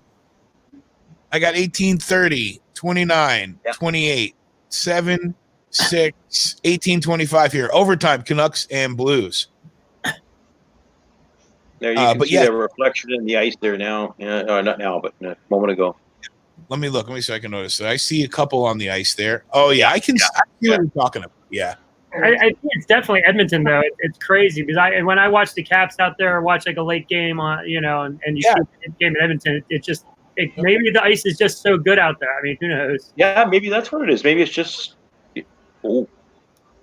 Maybe Louis they press don't now. have to, like, maybe it's Oh man, thick or something, and it just reflects a lot more or something.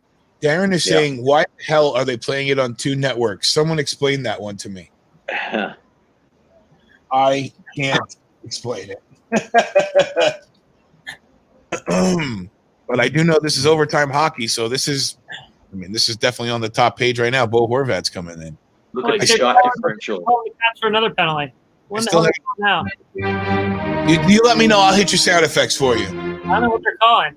I don't want anyone to miss out on the game. It's the same thing that just happened with the Islanders. And Dowd jumped out. He jumped back on. Eller stopped the puck, and they called too many men. It's the same thing that just happened with the Islanders. Yeah. And they call the Caps.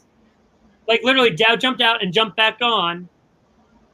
Wasn't a factor in the play, and they called too many men. Okay, Who's so here's that. replay now, Brandon? Tanev shoots it, What a joke, man. and it goes wide. Oh, that's Um, not the one. That's not the one. Yeah, no. There it was, right there. There it is. It bounced. Oh, It bounced right onto the toe of his pad. Oh, my- Pietrangelo knocked it out. Hey, Aaron, what is this? Power play number 6 for the Islanders and zip for the Caps? Fifth power play for the Islanders, it says. Yeah. And one of them was Wow, a 4-on-3. fifth power play. I just don't think they can. I don't think they can. I honestly don't know why they can't put it on. But I think my 4-year-old has no idea why I'm screaming and cursing. They probably don't have the. They probably don't have the clearance to put the game on NBC on NHL Network. That's probably why it's on. Or Well, NBC probably has the rights to this game. That's probably the kicker. So yeah, exactly. Oh, here come the Blues. Jaden Schwartz. Oh, what a play! Oh my God! No! Oh my! oh, Oh my! How did that oh my stay? God! Did he save that open hand on his blocker? How did that stay out? Wow! Oh, St. Louis just about scored there, Ron. They had probably 4 whacks at it, and Markstrom was down and out. yeah. it seemed like everybody was hyperventilating. So yeah, Oh, wow. And now the Blues are That back should have on been it over right again. there. Yup. we're still on the penalty kill, so it's all right. Nothing's changed. So, yeah. How did that stay out, Tim? Right? Oh my God. That's what I don't know, love Tim. about it. That's what I love about it. It's just sometimes you can't explain it. Wow, and the Blues are driving in again. Great play there by Tanev. Yeah, though. He Tanev. got body, right? Yeah. Tom Wilson with the steal on the PK clears it down. What a play, dude! Nice. I wish I could get another. I think I need to. I think I do need to get another TV in here because, like, tomorrow night, I won't be able to watch both games tomorrow night. It's gonna be chaos tomorrow night, man. It's gonna be great. Oh, I know. So I think what I'll do is come on at 7:30 for Lightning Blue Jackets when that starts, and then we should be able to like stagger in between the 2 games. And I don't know how we'll end up with intermissions and things like that, but we'll figure that out. But the thing is, too, is you were talking earlier about like so many games and the XM guys talking about. But the thing about there's normally all these games in the first round on all the time. They're just on at the same time. Now they're just a little so it's not much different when it comes to days. It's normally every other day, and depending on distance, maybe there's a travel day in there, and they take a little bit longer. But I mean, it's not that much different. We just haven't had hockey forever, and I think that's the difference. So That is a lot of it. That is a lot of it. We're getting used to. It's just overload. The things that we've had to relearn and stuff like that. At least for me. Oh my God. Oh, he got the blocker Oh my on. God. Yeah, the back end. It looks like you got the open hand on the blocker, right? I Let's see think it so. here. I think so. Yeah. Golly. I got 14:55, and we're moving again with the puck. Both teams are pressing. They really are. This is an exciting overtime. I don't care. Puck went out of play. Yeah. Hey, what do you think? Do you think that at that level? I mean, you know what? Right now they're playing like so intense and everything. Mm-hmm. I mean, do you think they even like forget the crowd is not in the actual arena? I mean, I guess they're so concentrated on what they're doing. Yeah. Yeah. Like basically, they don't even like. at Should this be point, weird. like at this point of the game, they know what's going. They are overtime in a playoff series game where they are fighting for the Stanley Cup. That's why these games are so much better than the qualifying was in the round robin, right? Like they know what's at stake. You still are going to have your name put on the cup if you win. So, Right. and I think talking about Tuukka Rask's his comments last night. He last week he said different things. He said that it was just fine and it was enjoyable puck. And I mean, listen, he lost last night, and Boston's really in trouble. I think Boston's in more trouble than they realize. They're quickly coming up to a window closing that I don't know that they're really aware of. Just with Bergeron and Marshall. Oh, here we go. Breakaway. Oh! Hey!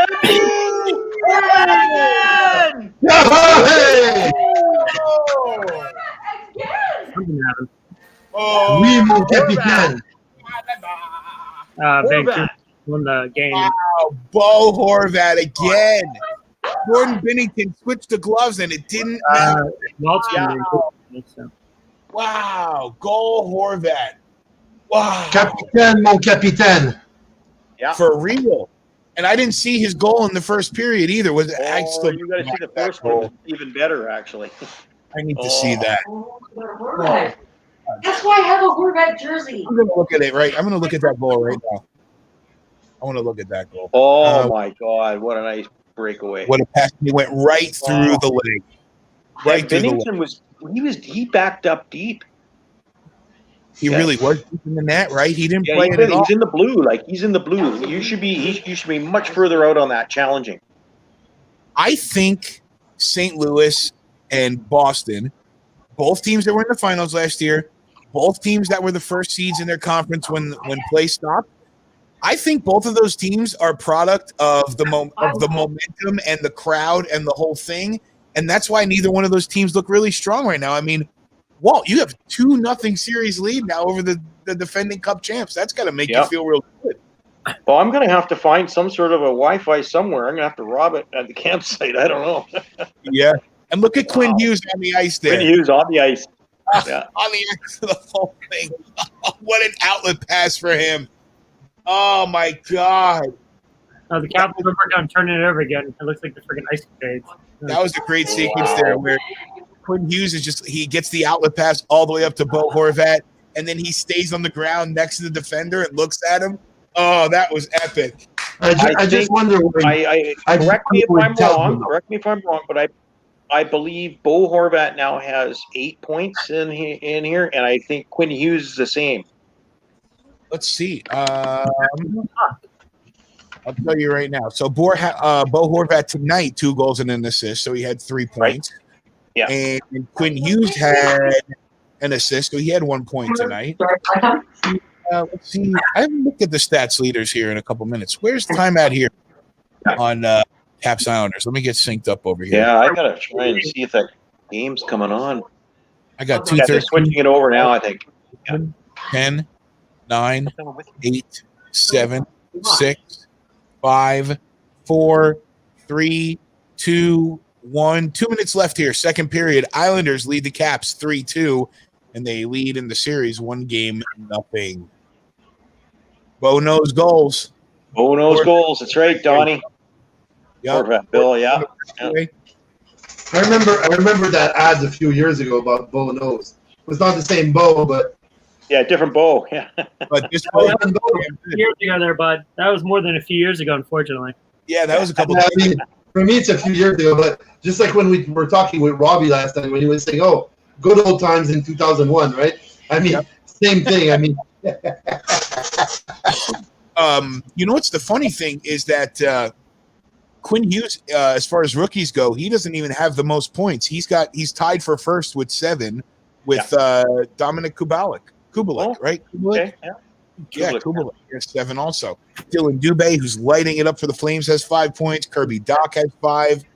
And a couple other guys are, 3-4 points themselves each, but under a minute here in the second period. They just had a trivia question. Who holds the record for most playoff goals against the Islanders for the Caps? Ooh. Ovi? Anybody else? Anybody else? It's gonna be an old one. You think it's an old timer? It's gonna be an old one there. Yeah, I gotta think for a sec. Or not Langway. No, Bonder, that's a good one. But the Caps didn't play the Islanders much. They played the Islanders a long time ago when they first started the playoffs. Yeah. So who is it? Mike Give it- Gartner with 9. Who is it? Mike Gartner with 9. Gartner. Yeah. Before he got moved to the North Stars for Dino. Oh, yeah. Like when the Caps first started to make the playoffs, the Islanders were kind of finishing up their they're still on their cup runs, I think. I think the Caps first made it 82-83, I think. Yeah, I know. Aaron knows. 82-83 was the last of the cups for the Yeah, Islanders. so that was I think they beat the Caps, and that was the Caps' first time in the playoffs, I think. Wow. It might have been 81-82. They might have been there too. So I forget which year, but it was after we traded for Lachlan and Langway and guys like that from Montreal and stuff. All right, well, I'm looking at it right now. Where are we going here? Go to scores, and I will go to Canucks Blues. It's the books there, end of 2, 3-2 Islanders. Yep. 3-2. I got 13 seconds here on my clock. I'll hit the buzzer here in a second. It's gonna be 6-3 when you get there. 6-3. 6-3 Caps. No, not the Caps, dude. No. Maybe, baby. Well, I mean, it's been amazing because there's been a few chances. Like the Caps are actually talking to the Islander at center ice, talking to him.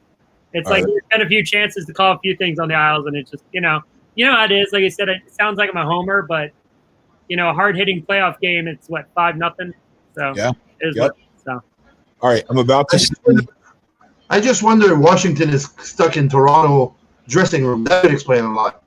yeah, Like in the league's dressing room. maybe we hit the road next game. Yeah. All right, I'm watching that Horvat goal right now as we speak. Short-handed goal. Oh, he takes it in his own zone.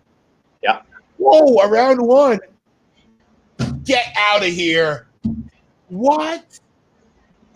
That's a highlight goal. Yeah. Still, did you see that goal? Schwartz, around No. Shan, and scored.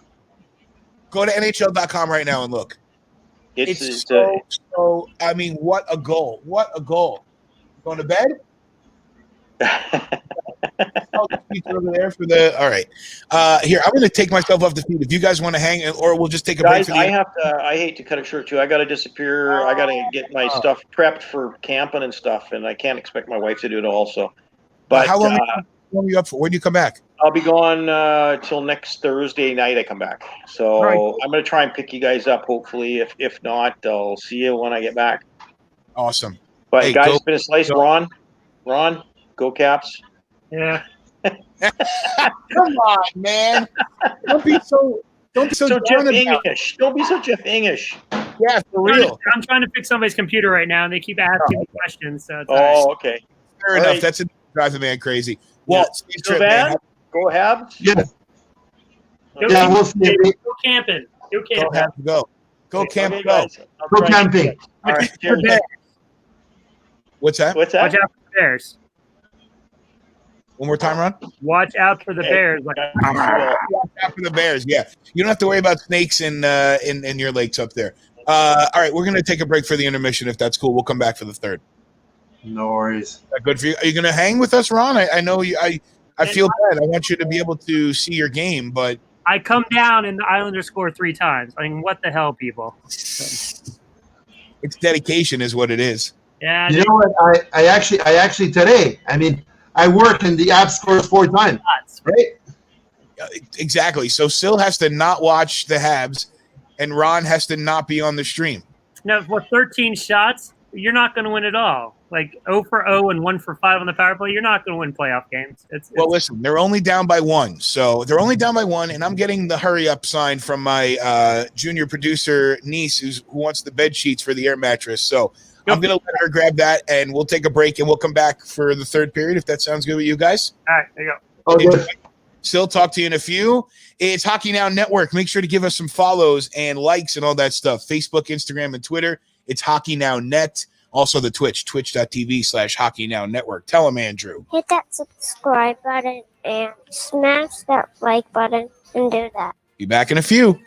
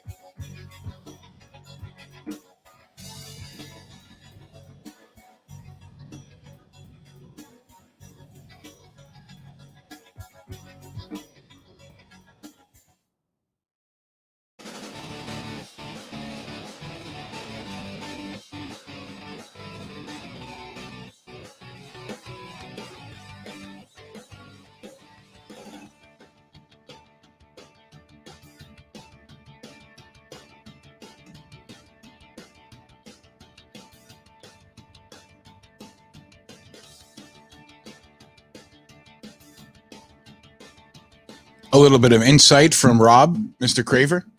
Tom Wilson orders his steak well done. Welcome back. It's Hockey Now Network. We're watching together. Just make sure that go full screen on me real quick. Make sure. Oh, no, my green screen's all messed up there. I got to fix that. Come on, Brian. You got to look like a pro, like a professional now.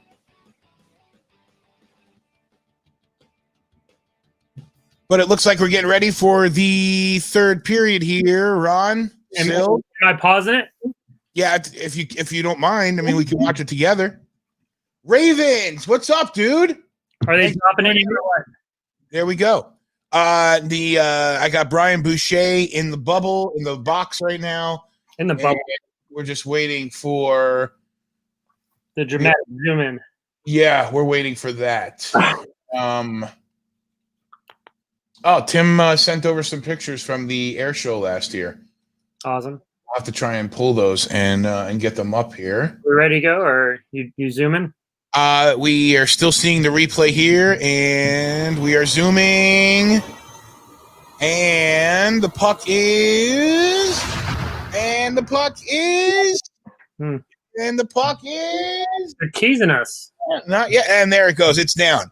So we're at 56, 55, 54, 3, 2, 1, 1950, 49, 48, 47, 46, 45. Need more on, or are you just ahead? No, we're good. More on. Come on. I could always use more Ron. Oh, no. Did he leave? Thank you.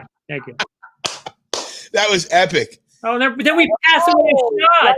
A shot and a save. Wow. Dude, somebody shoot it. Oh, loose in front. Kuzi standing in front of Varlamov, and he passes the freaking puck. He's in mid-season form, folks. Tim, you see him. You can see the lights are reflecting on the ice now, right? Walt's been talking about that. Let's see when they go through. I can see him around the backboards. Yeah, a little bit. So yeah. Big win today for the Canucks. We watched it live here on Watching Together Hockey Now Network. It was an awesome explosion of excitement. You can, Mr. Ravens, you can go back to the stream once it gets posted, and you can watch back to when that happened in real time, because we watched that happen live, to the dismay of some of the guys watching the stream. Like Darren, who still can't believe that they would put the other game on over the Caps Islanders game. Darren, I agree. Yeah. I'm going to take the stats off of the stream, though, just because I don't want it to get ruined. Sil, wait a minute. What is that? Sil, are you? Your mic is muted. I don't know if you know your mic is muted or not, but I think that's what we call a troll job there, Sil. That's what that is. Montreal just shut him down, his internet service. That's what happened. Yeah, they're kicking you out of Montreal, Sil. Yep. They're sending you either back to France or to Philadelphia. I'd rather go to France. You hear that knocking at your door still? There you go. Yeah, they can knock. I have a VPN. They'll take it in New York, right? They're looking for you in New York. That's where you are. Sil is confused. No. Sil is not confused. He knows exactly what happened today. His boys put 5 up on the Flyers unexpectedly. I don't think anybody expected that to happen. Purposeful what Sil's doing. That's almost downright mean, but it's very hockey. So troll job. Love it. It's actually, you know what? I'm actually like sending him bad vibes by wearing that cap, right? Yeah. And I'll tell you, to be honest, every time I visit a hockey city, I actually buy a cap from that city. I mean, the only time I forgot to do it is when I went with your dad to see the Devils. Oh yeah, you didn't get a Devils hat. I should have done it at that time, which I'm gonna next time in Jersey. But I mean, it's kind of, I'm gonna pay for a cap, even though it's an American dollar and we're getting like our Canadian dollar is monopoly money at this point. I'm still going to actually buy one. Let me hold on one second. I think Bill's gonna jump on with us a little bit. No, you're fine. But you know what? My skull is burning right now, so let me go back to the right colors. The flames of hell was burning his skull. your head will turn into Whiz. You know what Whiz is? If you're gonna follow Philadelphia, you got to know what Whiz is. Wit or without Whiz. I just did that in the bathroom. Oh no! Come on. Somebody's got to try to carry the torch for Jeff Ning. Are you ever go up to Philly, Ron? I have been. My wife has Stanley King of Prussia, and I actually went. It was really cool. We're actually up there years ago when Holtby was still with Hershey, and watched the Phantoms and Bears when they played the outdoor game because they had it set up for the Flyers outdoor game. So nice. The 6th of January, so I got a little AHL outdoor action. Very cool. Very cool. And I sat in the club level. I had really good seats, and right to my right was Wayne Simmons. I walked out with him. It's pretty cool. Still, I think Elise took a page from your book because she just brought me my water in an Islanders Cup. Yeah. So some troll job going on over here. There he is, $1 bill. Oh my God! They called it cheapie on the Islanders. We'll take it. Breaking news. What's up, Bill? Not much. Hey, Aaron. It's confirmed. An Islander to the box, just like whatever team. It's confirmed. They're walking on the island. Finally. Shocking. They called a penalty. Shocking. It should have been. I mean, that was definitely interference. I'm guessing they'll call or a trip, maybe. Tripping. Yeah. Like I said, it's been a few other times, but like it's breaking news. Breaking news. So Right. they're making up. We had 7 the first game, so we have 0 the second game. So that makes sense. You know what? Next time I'm going to New York. I mean, if and when they're going to open the border, I'll actually walk again into that store that I went like the first time we went, like the first time I met you in New York, right? Yep. And buy another Rangers cap. You gonna buy another one? Didn't they extend another 30 days for the border? Yeah, it's September 21st. Yeah, I thought I saw it today. Yeah. You're going to be able to come here before we can go. I mean, well, yeah, we can't go anywhere. Nowhere in the world wants us. Phil's going to have to take an airplane and parachute into somebody's backyard. That's what he's going to have to do to get here. So. I mean, the thing is, I could come down. I mean, the only thing is that once I'm there, I need to actually. You ain't getting out. I need to go to actually retire. I need to be alone for 14 days, right? I don't know. You're not getting out. They won't let you out. Yeah. And the Caps are going to piss this power play passing it backwards like they do with their stupid slingshot. Hey, guys, let's waste 10 seconds. Let's skate it up, get momentum, and then go backwards. Good idea. Sounds like you hired Mark Recchi already. Jesus. If Mark Recchi will make our power play go forward and not backward, I'll take him. Well, look at the brilliance. Mark Recchi, what a player he was, though. I mean, Oh, he was great. He lasted a long time. When he won the cup with Boston, I think in 2013, he won the cup. And it was I remember because it always comes up on my time hop. Whoa, what just happened to my TV? Oh, I had a screen flash there. 15:07, 6, 5, 4, 3, 2, 1, and 15 minutes on the clock. We did a better job killing the penalty for the Islanders than they did. Crap. Yeah, really. What a joke. I'm getting more buffers over here. I'm not excited about this buffering. Not sure why that's happening. man, what is that power play? I mean, it reminds me of Montreal certain days. No, this is what we do. I mean, like everybody talks about how great our power play is in OV office. I mean, think about it. We get 5 power plays a game, and OV scores 1 power play goal a game for 5 games. Everybody sees the one highlight, and the Caps squeak one out or something. But dude, it's this crap. It's ice capades. The one time we got the puck in the zone, Orlov took it by himself through 3 Islanders, dumped it to the boards, got it, and then everybody's waiting for that stupid slingshot. So everybody's in our zone, and then they were able to clear it. So it's just the same garbage. We actually get it. I mean, maybe it's good we haven't gotten a power play because at least we don't pass it backwards on the 5-on-5. So yeah, I don't know. The Caps had some good flow early, and it's just like you said, the early power plays kind of slowed them down, and it is what it is. So. Oh, I thought they might call that right there for shot up in there. Yeah. Oh man. I'd like to see a Caps pool just to keep it interesting. Ooh. Don't tell my wife I said that though. I'm sure people heard already. So PD's probably under your desk. No, PD is chasing my niece around. We got they're upstairs, and she wants to play Fortnite, so she's going to stay up and wait for me to finish to play Fortnite with her. And she is definitely taking advantage of the cool Uncle Brian and Aunt Elise and staying over here because she would definitely be asleep if she was at home right now. So she's breaking the law. There you go. Sorry. Yeah, well, I'll let her. She can do. I mean, yeah, she definitely was able to reap the benefits of how much we love. Aller hurt himself, cramping up. Something happened to Aller. Yeah, this is just going downhill quick. His left leg. Great. Maxim's already out. Yeah. Uh-oh. Maybe, well, maybe it's a cramp or something. I'm surprised there hasn't been more cramping or talk of that with these guys because I know they've had time off, but to go from that level. He doesn't have a stick and he's floating him around the net. Yeah, I see it. I mean, he doesn't have a stick. I mean, what do you how do you think the refs slowed him down? Carlson, Varley gloves it. Holy crap, dude. He held him like from behind the net to the corner. That was great. Oh, boy. Man. No, you're good. You're good. We got Dallas and Calgary starts at 10:30. My buddy Darren was funny. He was bitching before about NBC not putting the game on, and he was like, "Watch at 10:30, they're going to put Dallas and Calgary on, and I'm going to punch somebody in the face." But apparently, he taught his child some.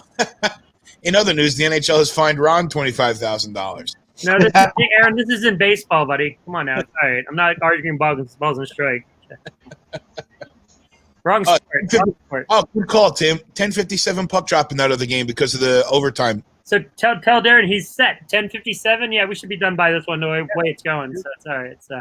Hey, don't talk like that. Well, did the Islanders get an empty netter last game? No, they scored the fourth one with about 3-4 minutes left. It was another breakdown turnover and hit off a guy, and they slid it over to I think 18 Bouvillier, so he put it in. So. Tomorrow, games throughout the day. Once again, I think it starts at noon with the Bruins and Canes. That's their game 3. Yep, that's on NBC. And then we've got Avalanche and Coyotes at 3 o'clock. We won't jump on the stream until tomorrow night at 7:30. That's Lightning and Blue Jackets and their game 3. That series is tied at 2. And at the same time, at 8 o'clock, I should say, the Golden Knights and Blackhawks will face off on NBC. So we'll follow the Bolts, Jackets, Golden Knights, and Blackhawks tomorrow night on Hockey Now Network. After the amount of overtimes they played, it's probably tied at 8. Right?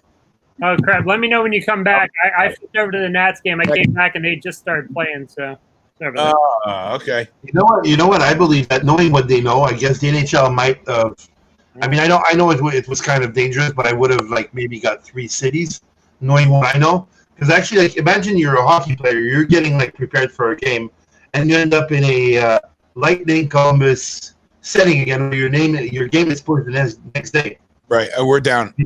Hold on one second. I want you to pick that up. Yeah, I got 56, 55, 4, 3, 2, 1, 1250, 49. Yep, we're good. Go ahead, Sil. What were you saying? Yes, I was saying that maybe knowing what they know, or knowing what we see, maybe a third city would have been something for example, not Calgary and Edmonton, for example, because they're so close to one another. I think it defeats what they're trying to do. I mean, it's a good idea. I think it's a concept, but it defeats the whole bubble. Get them across the street, bring them in for the game. Yeah, and then beyond that, who would be the teams to play in the third bubble? Because you have an Eastern and a Western. So what you're going to take? Maybe you take all the round robin teams there, but we're already past the round robin round. So you probably have to find. I mean, like we've talked about, going forward, and once you can have fans back in the stands, I don't think the bubble concept is a bad idea. I was actually Brett, who comes on here sometimes. I went on his podcast earlier today, and we talked about hockey. And once this passes, I'm not opposed to, these tournaments. I mean, I shouldn't say that because as I'm thinking about it, I'm like, okay, so then you're taking all the home crowds out of it, and that is the fun of it, and that makes sense. But that's also part of the game too, is the home crowds. Yeah, it really is. It really is. So as I'm thinking to myself, oh yeah, it'd be cool. Each conference has a hub, and you go there and you play the tournament and blah blah blah.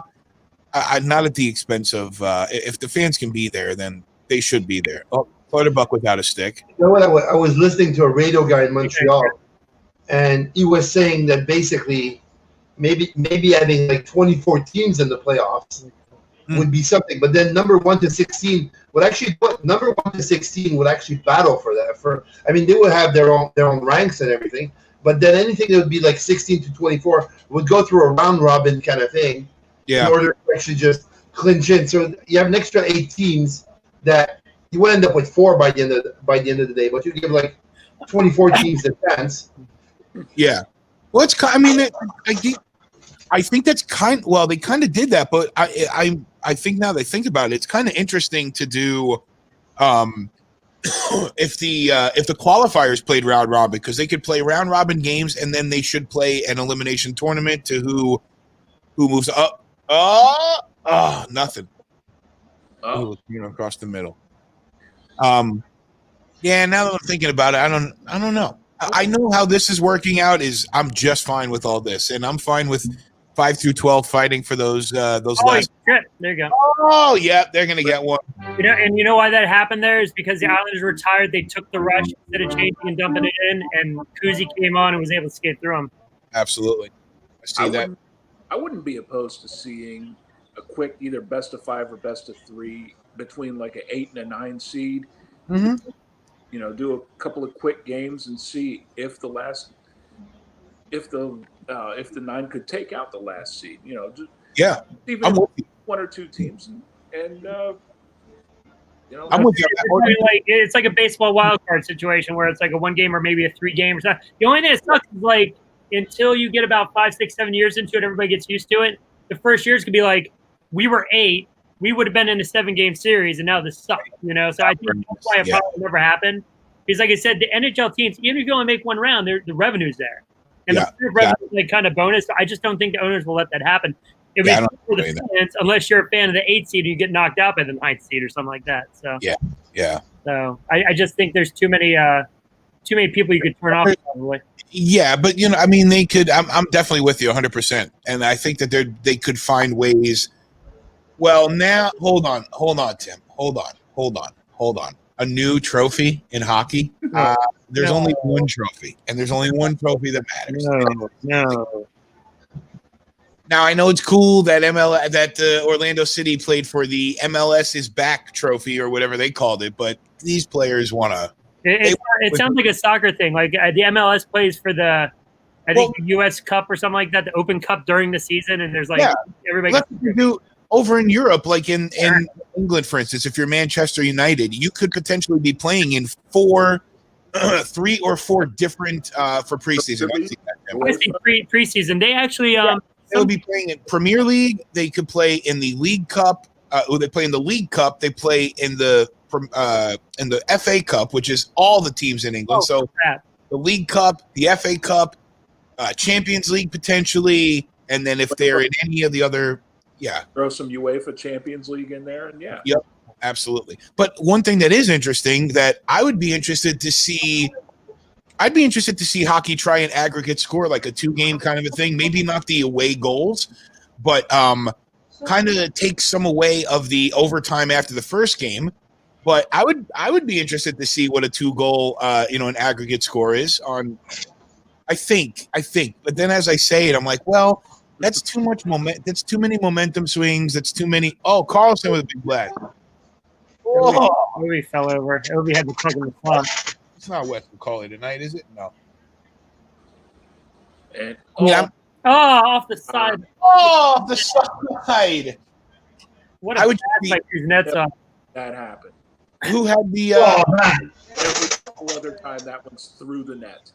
Who was the Canadian that had the big game today versus Barcelona, Tim? I saw that they were playing for, I think, Bayern. Were they playing Bayern Munich? I think so. 12 seconds left, and Caps finally switch it up and turn it over. I admire the Caps' ability to play. Jesus. Oh, that was deflected, and Holby was out of position.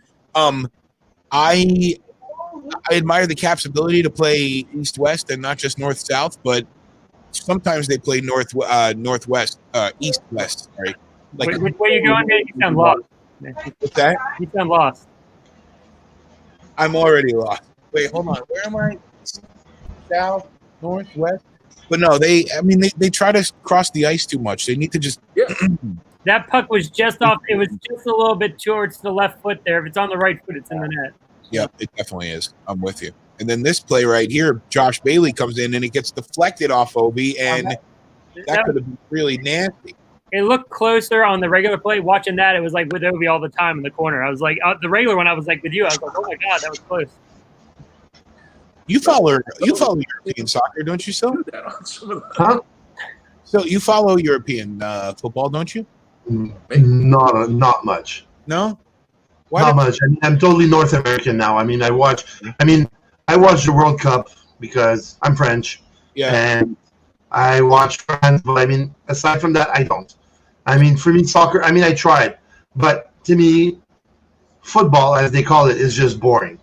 Yeah. I mean, at some point, just like you see the ball going around for 90 minutes. Yeah. And you're like, okay, sure. I get you. Still need boards in contact. There you go. At least you have to see Thierry Henry do well for your country, right? He was an incredible player. Incredible. Yeah, of course. He's coaching down in MLS now, I think, right? Yeah, he's in Montreal, actually. Montreal, yeah. I saw him during the tournament. Yeah. Eller still looks like he's uncomfortable, Aaron. Yeah. But you know what? He was a great player. I'm not convinced he's a great coach. I mean, for me, a guy that just like Wayne Gretzky. I mean, Wayne Gretzky was, to me, the greatest player of all times. I mean, sure. But, but I don't believe that basically he did shit with the Coyotes. Oh yeah, no, he definitely. I mean, if he did anything, was buried them down deeper in the desert. That's all he did. Yeah.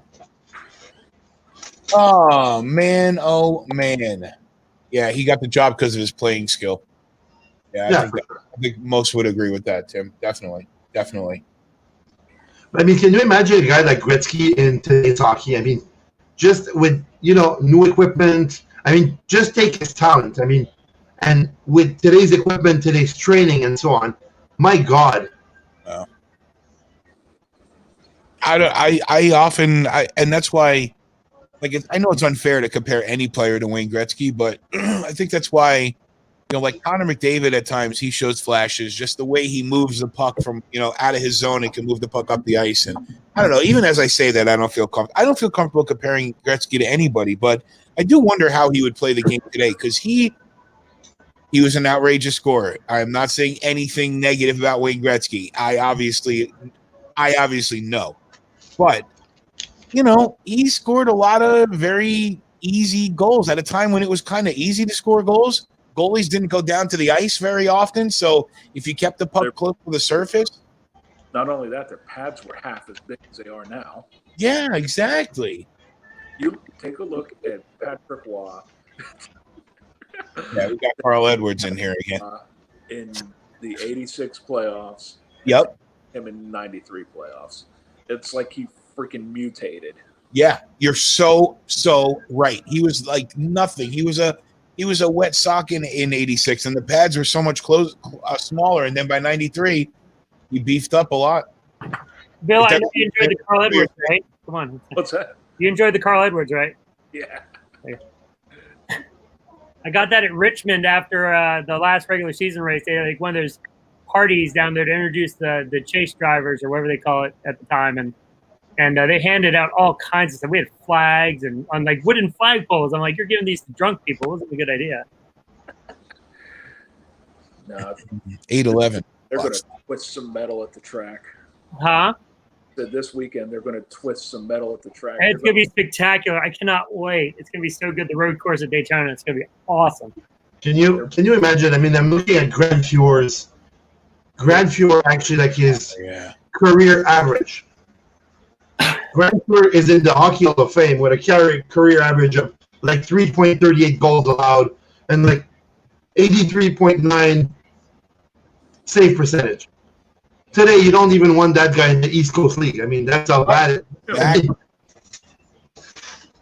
was a totally different style of play. I mean, they didn't go down to the ice. They stayed standing up as long as they possibly could and tried to bend down and everything. Just such a So that's where I think the difference would be is just. But I think Now they caught it on. TJ. Big collision. That was a train wreck. Yeah. And now they got numbers, though, because Eller's kind of hobbling. Was that a predatory hit, or was that just a regular body check? Well, at least the puck was in the frame for a couple seconds. That was good. I get you. I just have a problem with the word predatory. Predatory alludes to who's getting the penalty? Is someone getting the call here? Is it Cizikas or is it Wilson? Or is it just Wilson's out there? He could get it. He might be like 10 miles away, but yeah. Where is he? What just happened in that sequence right there? I have no idea. That was kind of it hit him in the mask, like in the ear. Oh yeah, it did. Yeah, that looked painful. That's hockey right there. Yeah, Oshie, he was playing the puck, so that was fair enough. Well, that's two guys coming together. I mean, it's whatever, you know. I understand all the qualms from the Caps and then the press conferences. I understand it. I like the word predatory. It just leads you to believe it's the word of games and the emotion the players and the coaches are having and all that stuff. The bottom line is, like I said, it wasn't a good hit. They're trying to get out of the game. You tell me how you feel if Panarin gets leveled in game one of the first round, and there you go. I mean, it's they can sit there and say it's not even if it's a Caps player. I mean, it wasn't a good hit. The guy left the game. Now he's out, not playing. It's affecting the series because Eller wasn't there in the first game. I mean, it's just one of those deals where, like you said, you got to sit here and say it isn't affecting it. It is. Sil, have you ever watched a playoff series where a player going down in the first game affected the rest of the series? No, not in the. Yeah, in the first. I don't remember if it was the first game. Yeah, okay. Give me Kreider a minute, and I'll have a talk with him. Right. That's what I'm talking about, Chris Kreider. But you know what? I mean, I saw the. I looked for it actually, and a Montreal Canadian player tripped it. I mean, that's how he felt. Now, he could have tried to put his case elsewhere in front of him, right? Yeah. 100%. But it is. But I mean, the gist of what I'm saying is that I understand that having the player out does affect the series, and it also compromises the legitimacy of the win because, in essence, if the Islanders are able to win this series, they were able to do it without Nick Backstrom. Now, the same like with the Rangers in 2014. Okay, they beat the Canadiens without Gary Price. They beat Dustin Tokarski, you know, and I can still picture most of the goals from that series. I remember the overtime winner that Marty St. Louis had where he went right over the shoulder on the kid, and I felt you feel bad for him. You know, he's going from he was playing, wasn't he playing ECHL that year or AH? Definitely AHL. He still had a better GA than Fuhr, though. Fair enough. 5:55 on the clock here. Islanders have a 3-2 lead over the Caps, and they lead the series 1-0 as of right now. Biggest issue with the Caps is in our run in 18, even last year against Carolina, we had other guys scoring to an extent. Like this one, it's Oshie one game, and now it's Ovechkin. I mean, nobody else is scoring. Like during that run, we had everybody knew DSP's name, Devani Smith-Pelly. You knew Conway, and he got the big contract from Florida. And like I said, I mean, we had other guys scoring. I mean, Hagelin's had a few breakaways during this thing right there. It's just nothing's going in the net from Kovalchuk's not doing anything. Nice turnover. So, you know, it's just, you know, is what it is. You got to get other guys pitching in if you're going to win games. So, are you, how long do you think the window, I'm not asking you this because it's over. I'm not saying that at all. It ain't looking good. So it's all right. So, how much longer do you think the window's open? With the salary cap issues and Holtby probably out next year, I mean, they're going to still be competitive. Oshie's still signed. Ovi's still signed for the year. I mean, that's the thing. Ovi's the crazy thing is you don't think about it, but Ovi's due next year or after next year. So, and if the cap stays flat, I mean, I don't think they're going to lose, and I don't think Uncle Ted would let him go anywhere else. But Ovi? No, he can't let him go anywhere else. But the thing is, he can't go anywhere else with the flat cap. I mean, here's the deal. It's going to be the Islanders, the Rangers, the Flyers. I mean, those guys are going to come up because they've been bad for a while, and it's the cycle. And the Pens and the Caps have had Ovi and Crosby and Malkin and Backstrom and all those guys, and it just comes to a point to where, like I said, it's it's a cycle, and you hope you get a good draft pick for the Rangers. You hope the number one hits this year, and it propels you forward. You know, if the number one doesn't hit this year, it's not a panic button, but at the same time, the cap issues are going to be a huge thing for the Caps, and whether or not they can keep guys and still have depth. I mean, they gave Hagelin a decent contract for I think 4 years. Eller's got a 4 or 5 year deal, and Eller's going to be good, I think. Sure. But Backstrom and Ovechkin for us, just like Crosby and Malkin, they're not getting any younger. So Exactly. But you think Ovi would take less money? I mean, at this point in his career, I mean, do you think he would still take less money to stay with the Caps, or he would walk away? I mean, well, they could sign Backstrom to like a similar contract, maybe make a little bit more than he was making. So Backstrom just got a really nice deal. He just re-signed. I forget what it was. I wouldn't say the panic contract's unfortunate. You need to replace a few guys, and it's a little more than you want to give him. But I don't think he's been horrible. You were hoping you were going to slot him on the third line, but short answer, I think the window's closing up. I think they got a year or two, but it's just the next 2 years are big, and they got to make some smart moves and smart. It makes sense. You have to keep in mind with it's not just. But I mean, I think you said it. It's not just you. It's the other teams in the division. I mean, it's not going to be long before the Devils are able to click back in again in the way they play their game when they're playing well. And they've had the run of draft picks and the young players and et cetera. The Rangers, we don't need to go into that. The Islanders right now, I don't think the Islanders are they're more of coming up to near the top of the hill of their ceiling. They're coming up to the ceiling, I think, as far as where they can plateau and peak, unless they keep adding pieces. But they're going to be, all of us are going to have to start thinking about having Carter Hart in the division, and you're going to have to play him 5 times a year. And we're all going to have to think about playing a young Carolina Hurricanes team that's awesome, and we got to play them 5 times a year. Columbus, the same thing. So yeah, I mean, it sucks, but it is the cycle. It's the way it goes. I am glad to hear you say that though, because I mean, you've had a pretty fun decade. Amazing. It's just been. I mean, we're just like Bill's lucky to have Crosby. I mean, you can hate Ovechkin as much as you want, but I mean, the dude is just. He's spectacular to watch. He hits. He plays hard. He doesn't really take many nights off. I mean, he cares so much, and it's like all the stuff he does in the community. It's same thing with Crosby, and same thing with your stars you see, and he just cares. He gets it, So it's true, and that's like what Aaron is saying. You guys are spoiled being able to watch Ovi, and every night. Same with Bill being able to watch Sid every night.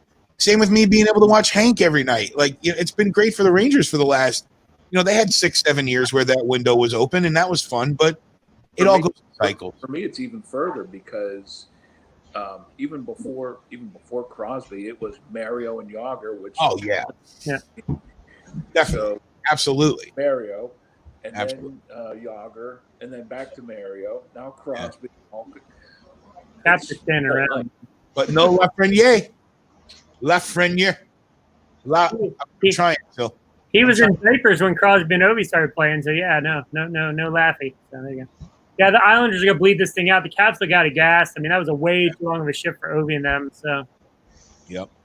Carlson's looking for icing, and then he misplays the puck. I mean, and Verona hasn't done anything. Verana's got so much speed and skill, and it's like now this is the Islanders' game. Once they got that 3-2 lead, it's hard to come back on them. Hold on. This is the Barry Trotz game. This is the Barry Trotz game, and you know that.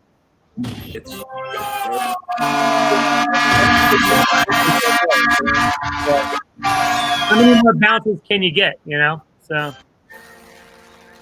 Cal Clutterbuck, 4th line for the Islanders, 4-2. You know what? That 4th line of the Islanders has been actually a hard line to play against. I mean, that was it. No, that was Pajot, I think. No, it was Clutterbuck's hand. Yeah, his chest. It wasn't even going to the net. It hits a defenseman's stick, hits him in the chest, and goes in the net inside the post. Give me a freaking. Hold on. Was it a chest or a wrist? Because they may look. Well, no, maybe they won't. They're not going to take it away. Well, that's close. Oh, let's see. He thrust it forward, but I mean, it wasn't hit with the hand. So. Ovi is. I don't know why Ovi's pissed. Everybody's sitting around watching the damn game. So it's like you're not going to draw penalties if you're not going to have the puck. You can't win faceoffs. So. I think they're looking at this. Yeah, I think they're looking at this. It's a good goal. Whatever. It's a good goal. He's having a Ning moment, right? No, I'm not having a Ning moment. It's like you can see it. It's like it is what it is. So. But also, oh man, No, Trotz is all. Oh, look, there he is, Mr. Chase. You know, we go put a puck in his ear. So it's, Yeah, Don, I saw the hand too. That's what it looked like, and it looked like just the way he turned it and moved the itch cream. Jeff's great. I talked to Jeff earlier today about the Blue Line, the hockey tournament for Labor Day, the barn burner that we're doing in Wesley Chapel, and he likes to do like a what's that, Liv? Liv, come here, say it again. Let everybody hear it. Come on! Oh, they're so shy. They're so shy when it comes time to like repeat it. Say it. Go ahead. She said, "Let's go Islanders." I don't know if you could hear her or not. She was definitely sent in here by my wife to say that. My wife is also coincidentally keeps Petey at bay tonight, so that's her contribution to the stream. But I lost my train of thought there for a second. Well, forgot what we were. We were talking about the Blue Line hockey tournament. Yes. So he likes to do a lottery kind of a draw. By the way, did you guys see the Rangers won the draft lottery? Yeah, we know. Yeah,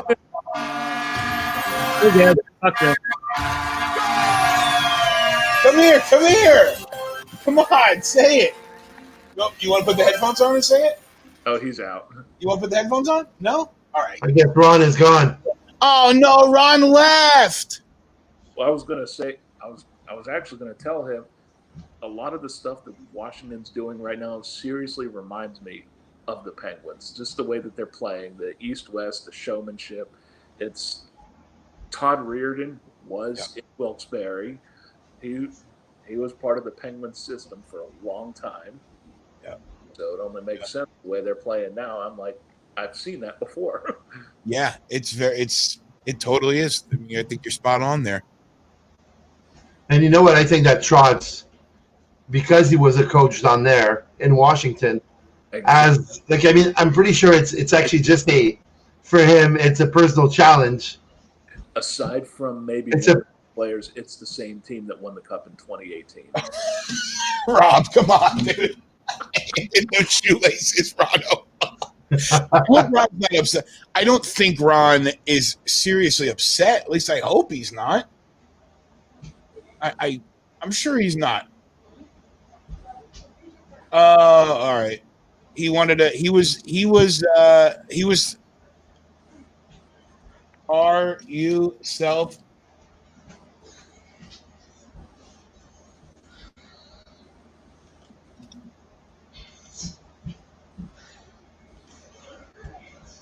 All right.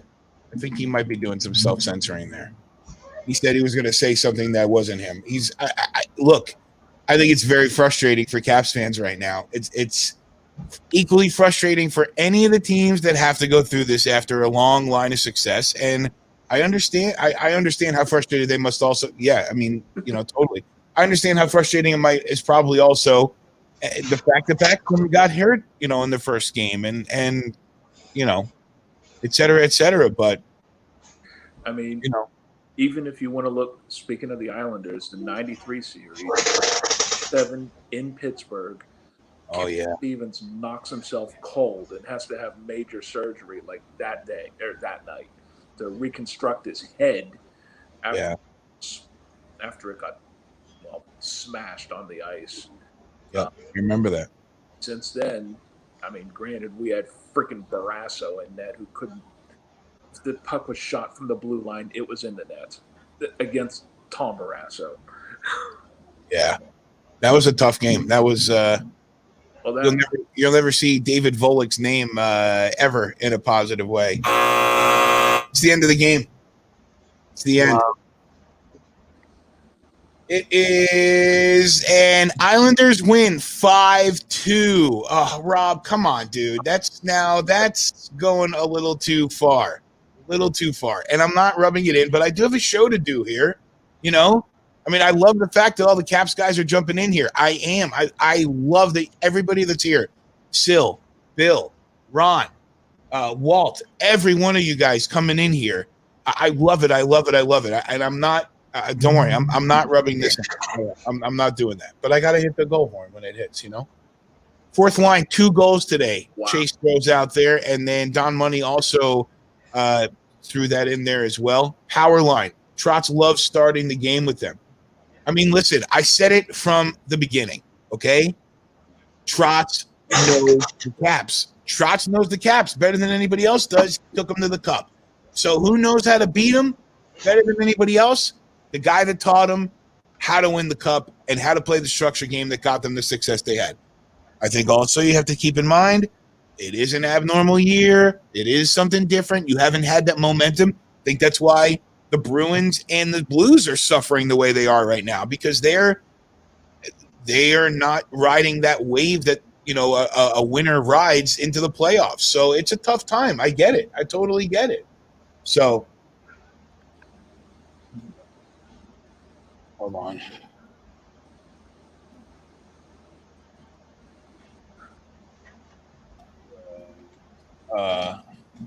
This ought to be interesting what Keith Jones has to say. Yeah, I know. I feel bad. Ron, I think Ron was very frustrated, and I feel bad. I like I told him, I don't want him to think I'm piling on him. I appreciate him jumping on and letting us watch with him. You know, it's tough, though. I haven't heard so much fourth line tough.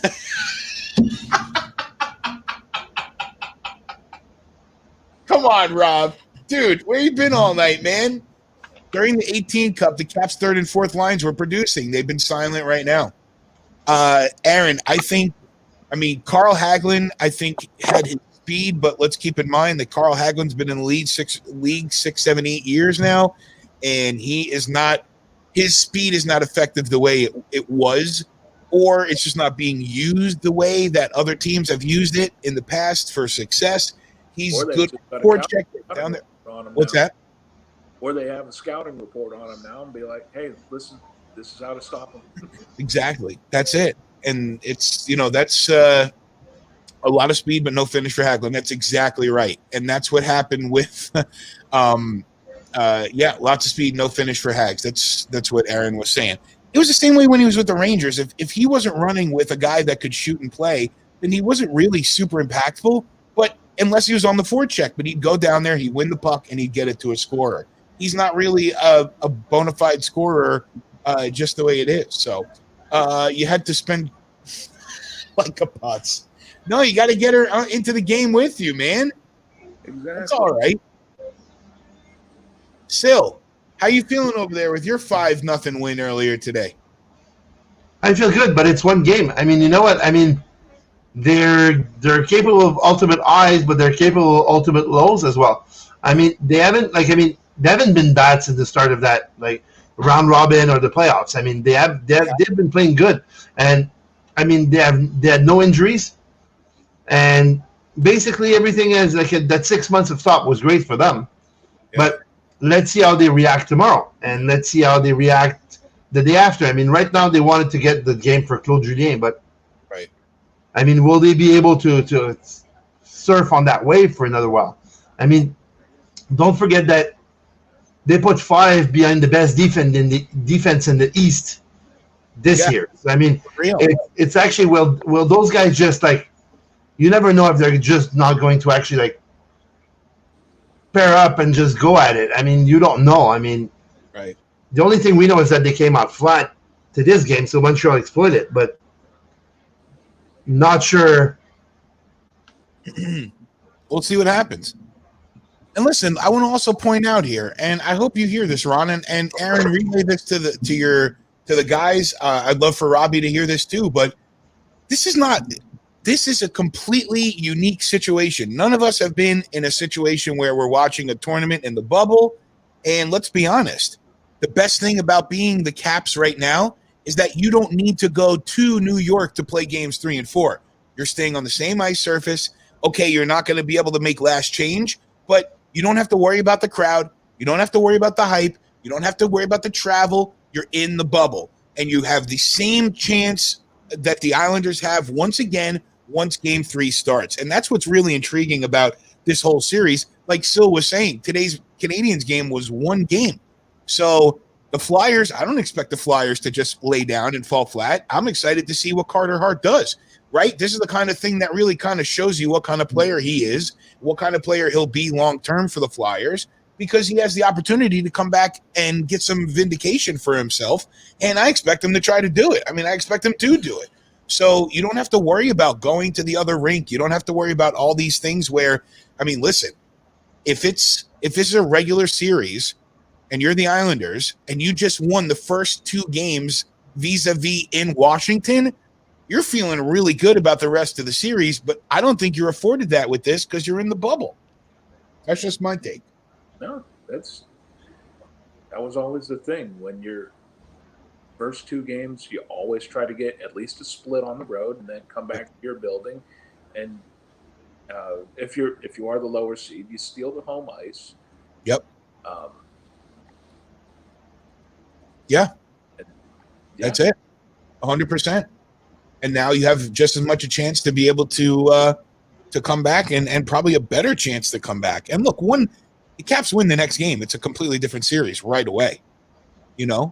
Right away, it's a completely different series. Within the bubble, I mean, the only thing that changes is instead of wearing blue or red one game, next game you wear white. And exactly. Other bench. And for the team in Toronto, 2 games you end up in the Toronto Maple Leafs dressing room, which already has 2 strikes against you. I mean, you have the Leafs curse on your ass. You get in there, and then you get into a winning locker room the next 2 games. So why not, right? Wow. But you know what I mean? Aside from that, I mean, whatever is happening with the bubble. I mean, guys, we're August the 14th, and right. We're August the 14th, and we're talking about like Stanley Cup Finals. Normally at this time, we're actually wondering how training camp is going to be, and like those exhibition games, and yeah.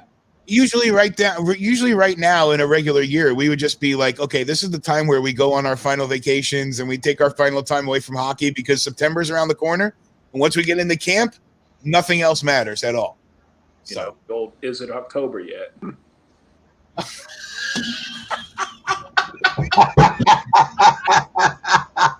Oh my God. I love you guys. You guys are awesome. Thanks, Tim. You too, man. Thanks for jumping in with me. I might jump on and play Fortnite later on. I'm not sure, though. I got to play with my niece. She wants to play. She stayed up past her bedtime, and now it's on video, so everybody knows it. And she's right there looking at me, waiting for me to wrap up the broadcast so we can hang out for a little bit. But thanks for jumping in, Tim. I appreciate it, man. Same for you, Chase, Don, Aaron, all the guys.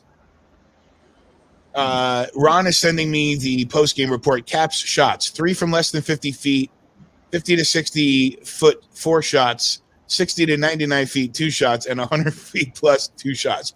13 total in the first 2 periods. Not acceptable. Too many passes. I agree with you. And I understand your frustration, Ron. I really do. I really do. Did they think they were trying to shoot against Vesa Toskala again? Or they're taking throw it at the net a little too seriously, right? Why? You told me to get pucks to the net. Shoot and crash. You gonna be around tomorrow night, Bill? No, I got some work to do and some other stuff going on. All right. Well, we'll be here. What's that? What's up? No, go ahead. You. I was just going to say my work schedule is always crazy, so I try to jump on when I can, but yeah. I'm glad you are, though, man. I'm glad you stopped in, and I appreciate it. Sure thing. Still, same thing. I love hanging out with you, mon ami. Yeah, for sure. And Tabarnak, if I can, I'll be there tomorrow. Are you not going to be here tomorrow night? Oh, you're going to be with Sam at the rink. Well, no, I'm actually it's my niece's birthday tomorrow. Is it? Yeah, so we're gonna do that. I mean, if I'm back early enough, I'll jump in. I mean, enjoy it. We're gonna watch both games. We're gonna watch Bolts and Blue Jackets game 3, and then we'll watch at the same time Blackhawks and Vegas game 3. Must win for Chicago, to say the least. But I mean, it's. Oh no, they won the last game, didn't they? Did they win the last? Is that 2-0 that series? Yeah, Vegas is leading 2-0. So must win for the Hawks. All right. I'm going. We're gonna play Fortnite right now. All right, I gotta wrap this up because I got Olivia telling me it's time to go. Well, have yourself a great evening, guys, and Right. enjoy the Fortnite with the niece. And I will. All right. You're good, Ron. I promise you're good. I didn't do any. All I said was, listen, I want to say it before I go. Let me just say this one last thing to Ron, okay?